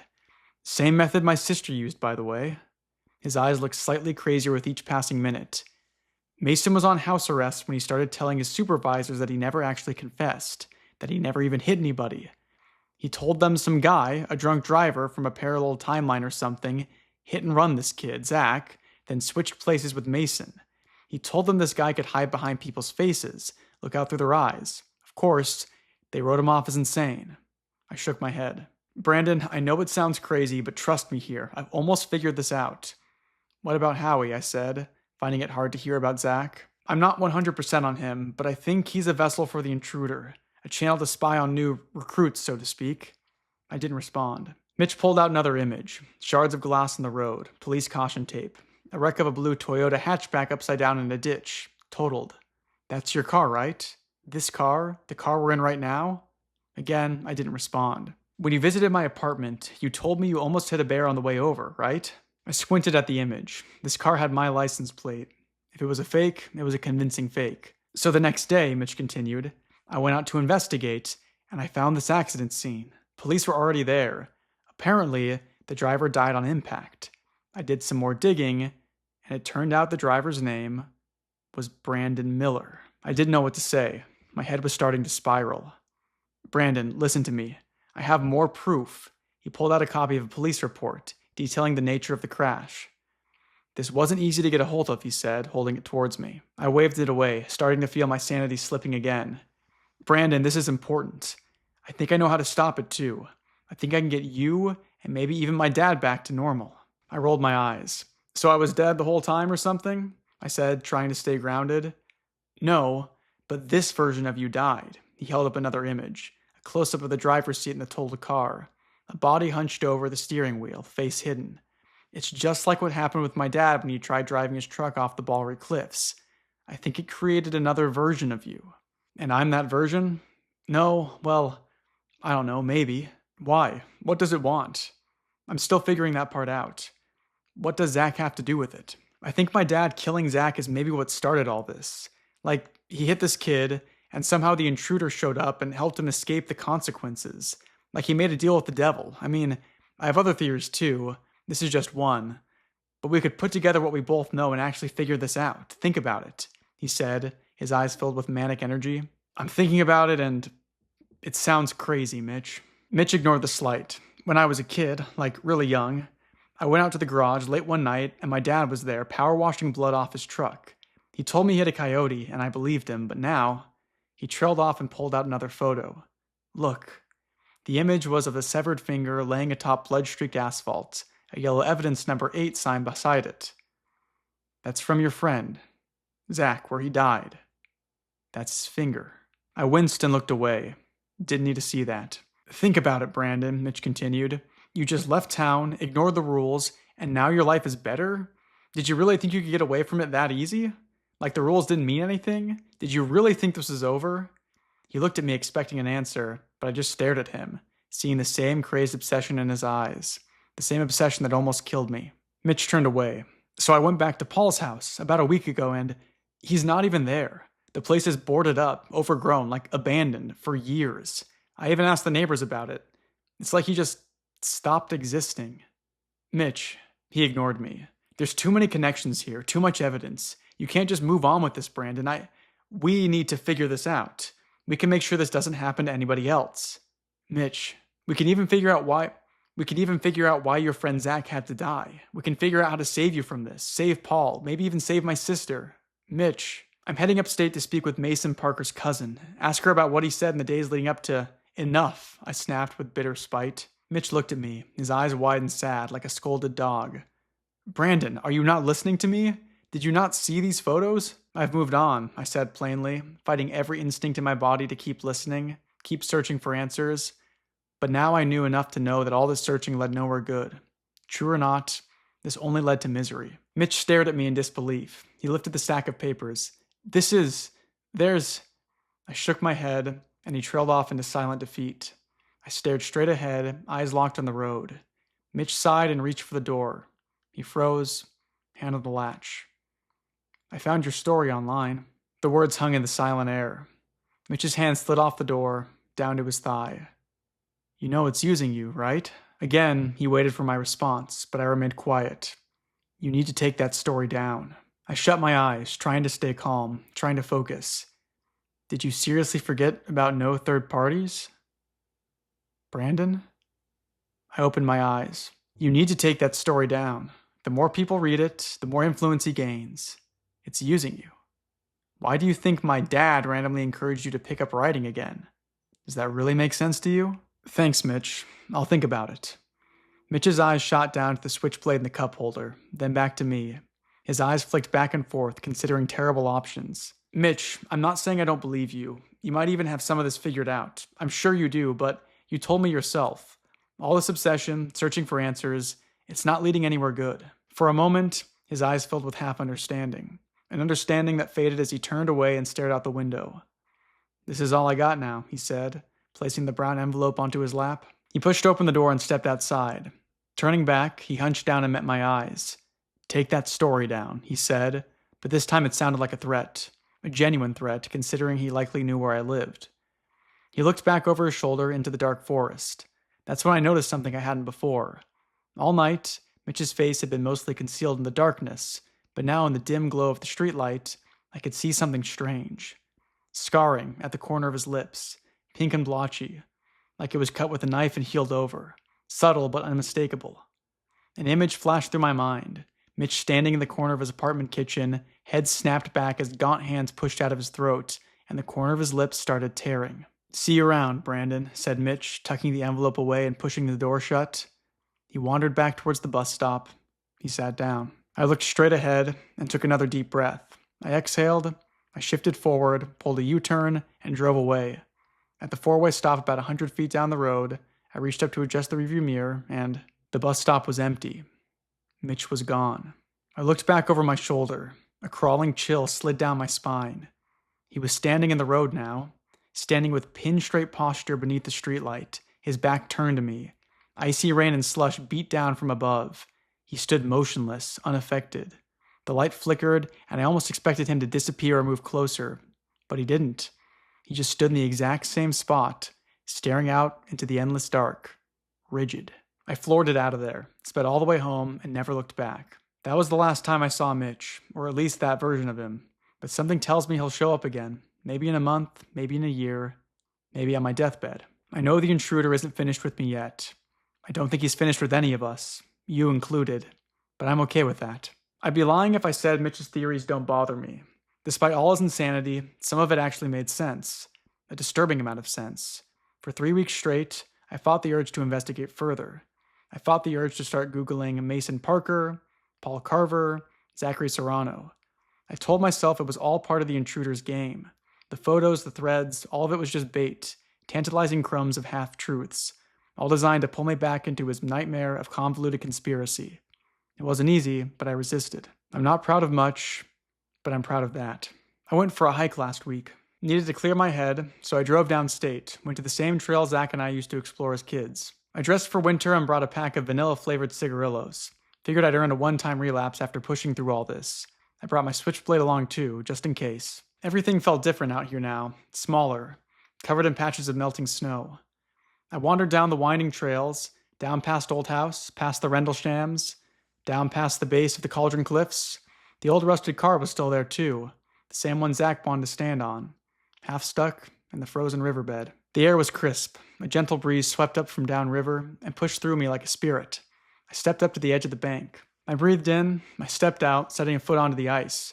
It was solid, like concrete. I exhaled. I set both feet out. It felt safe.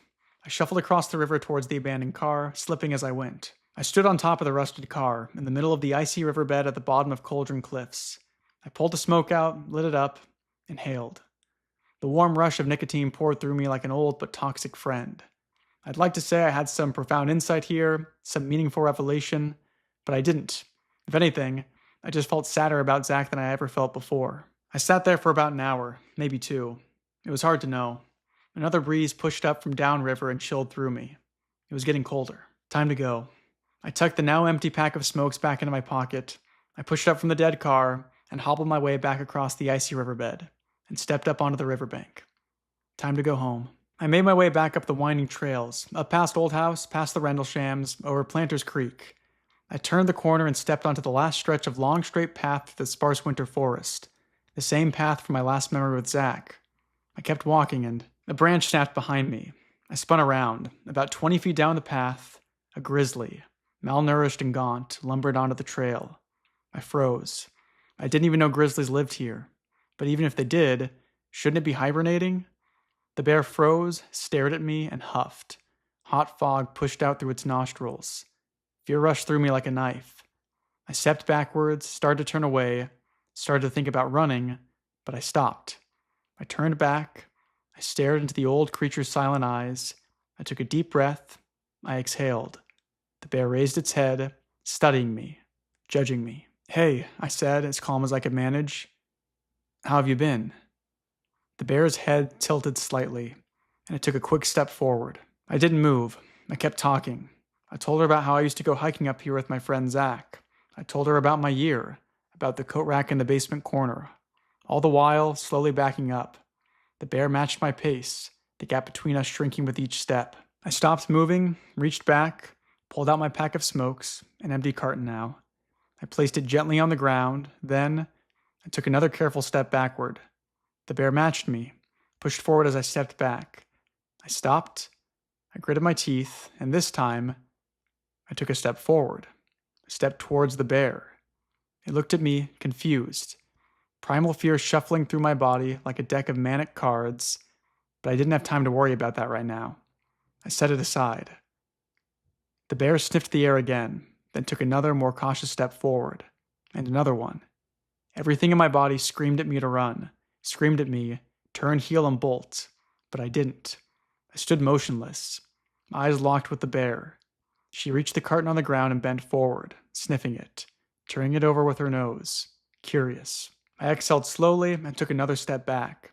She looked up at me, almost annoyed at my being there now. She went back to biting and pawing at the pack.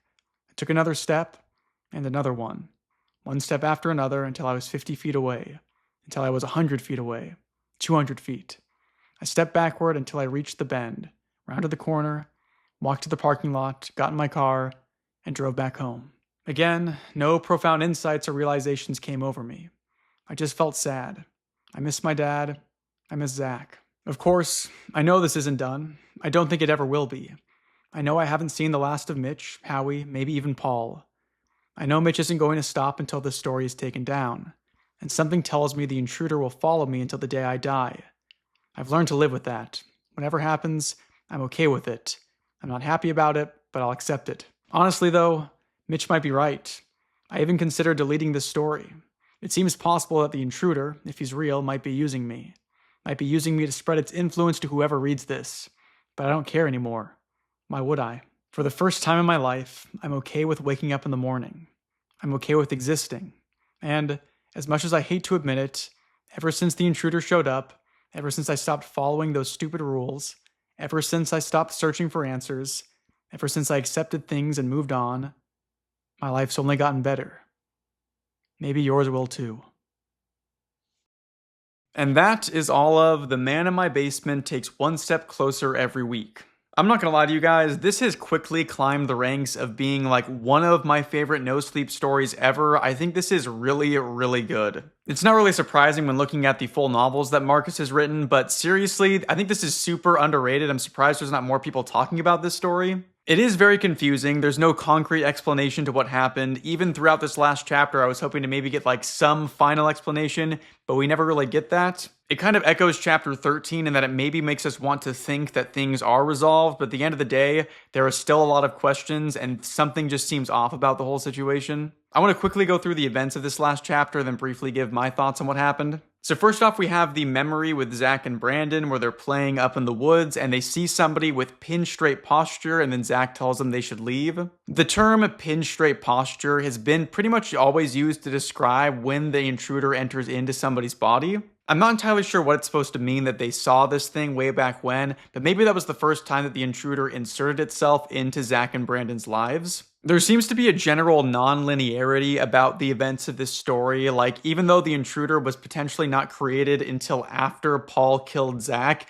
it has existed forever and before he killed him. Next up, we have the whole conversation that Mitch has with Brandon, and I'm not gonna lie, I'm kind of back on the Mitch train after this. I think Mitch has a connection with the intruder, and the intruder is inside of his mind, but maybe the intruder's a lot less inside his mind than he is other people's. I think this is probably because it seems like Mitch has the greatest grasp on what can be done to stop the intruder, and he's the one that has constantly kept all these rules. Paul was always trying to get Brandon to forget the rules because he wants to invade more of Brandon's mind, whereas Mitch was trying to get him to always keep the rules, and Mitch always keeps the rules himself, and this seems to actually be effective because Mitch is less contaminated by this thing. Now, obviously, Mitch was contaminated enough to have this thing crawl out of his mouth and presumably kill him, but I guess he's fine. I see that whole encounter as not having really killed Mitch, but it was more like Mitch suppressing the intruder for so long that it finally just broke out and tried to attack Brandon, but then Mitch ended up being fine afterwards because, again, he observes all of the rituals that he needs to keep the intruder at bay.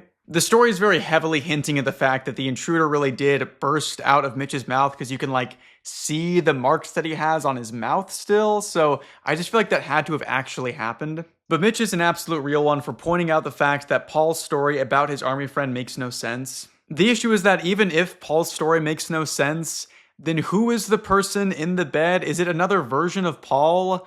How does that make any sense? Again, this is definitely a story that leaves you with more questions than answers, but I think the way that the story was written and the journey it took me on was so enthralling that I really don't mind. It's more fun just to speculate, in my opinion. Mitch points out the fact that Mason Parker, the guy that supposedly killed Zach, just kind of went crazy before he committed suicide and tried to take back his confession. Again, I touched on this earlier. I really think this is a case where Mason didn't do anything wrong, but Paul got inside his head and then confessed to the murder as Mason in order to frame him for it. But then we're hit with the biggest curveball of all that throws all of this into question, being that Brandon might have died earlier on in the story. This very clearly parallels when Paul supposedly died by driving off the cliff, but then he showed back up later and he was completely fine. So is this a situation where there are multiple versions of each character, or is it possible that Brandon now is fully part of the intruder and he just doesn't know it yet? I think the idea that the intruder has replaced people, but their replacements aren't aware of the fact that they've been replaced,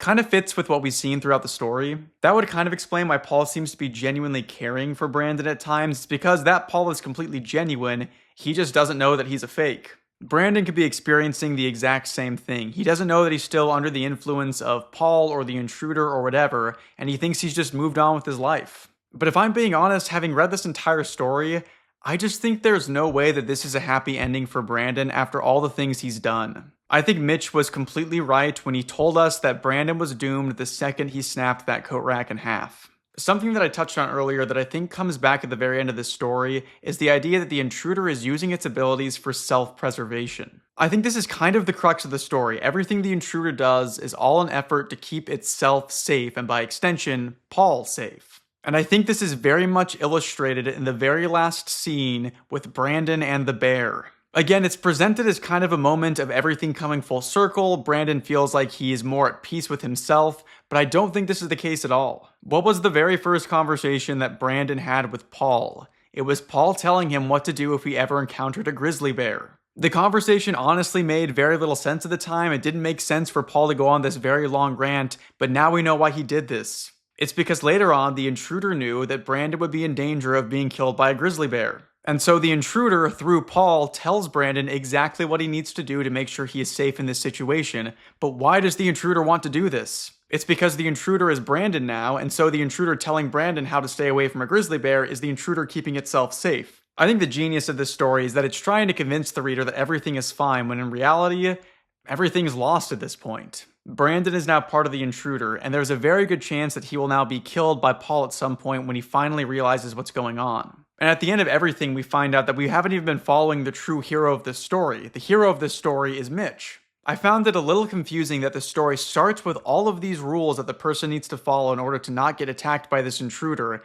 and it feels like the story is going to become a rules-based horror story. But then none of that pans out. There's no part of the story where it feels like Brandon is methodically doing everything he can to escape this horror. He just fails immediately. But I think there was a rules-based horror story that happened someplace within this universe. It's just what happened to Mitch instead. Mitch is the one who is following all these rules. Mitch is the one who is putting this puzzle together, but we don't see the story from his perspective. Instead, each of us are invited to follow the story through Brandon's eyes, through the intruder's eyes. Mitch begs with Brandon to take the story down because Mitch knows that the intruder is telling us exactly what the intruder wants us to know. There are two edits at the end of the story that I haven't read for you guys until now. The first one happens on December 23rd and says, "Edit. I saw Mitch's car parked across the street again last night."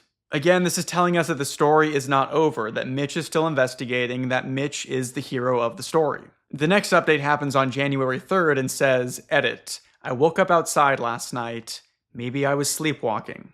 I think this pretty clearly tells us that Brandon is not in charge of his own body or mind anymore. He's ending up in places he didn't even know he ever went to. I think this is more evidence that tells us that Brandon has been fully infiltrated by the intruder, and he doesn't even know it yet. The one last aspect of this story that I haven't gotten to until now is the Morse code that appears at the end of every single chapter. When it's all translated and all put together, it says this: "The first time you see me will be in long forgotten memories remembered. Each week, one step."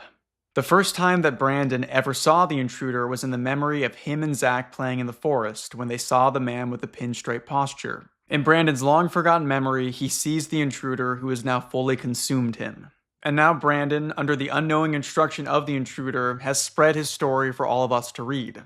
And it seems like even knowing about this thing might just put you on its radar. So if I were you, I'd go check the corner of your basement right now.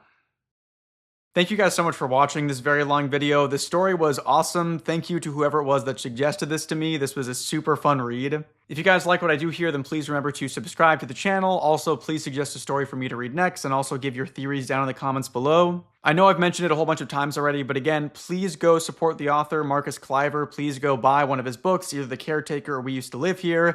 You won't regret it. If you like this story, you'll love his books. A massive thank you to all my wonderful channel members yet again. Thank you guys so much for supporting me and for being patient while I work on these longer videos like this. In the next week or so, I'll probably post a video that's just a combination of these two in one long part, so if you guys ever want to rewatch the series, you can just watch the whole thing in one go instead. But again, a serious thank you to everybody for watching this video. Your support really does mean the world to me. I feel so grateful that I'm able to do this and read awesome stories and just talk about them full time now. So thank you guys so much, and I'll catch you in the next video.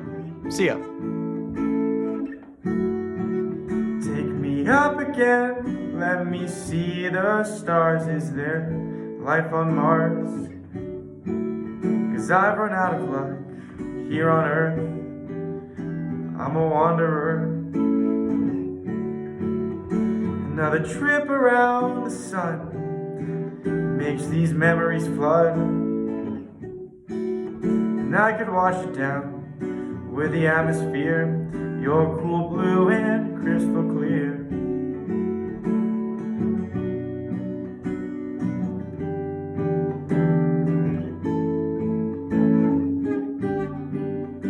I'm an astronaut flying above, but can't fall in love.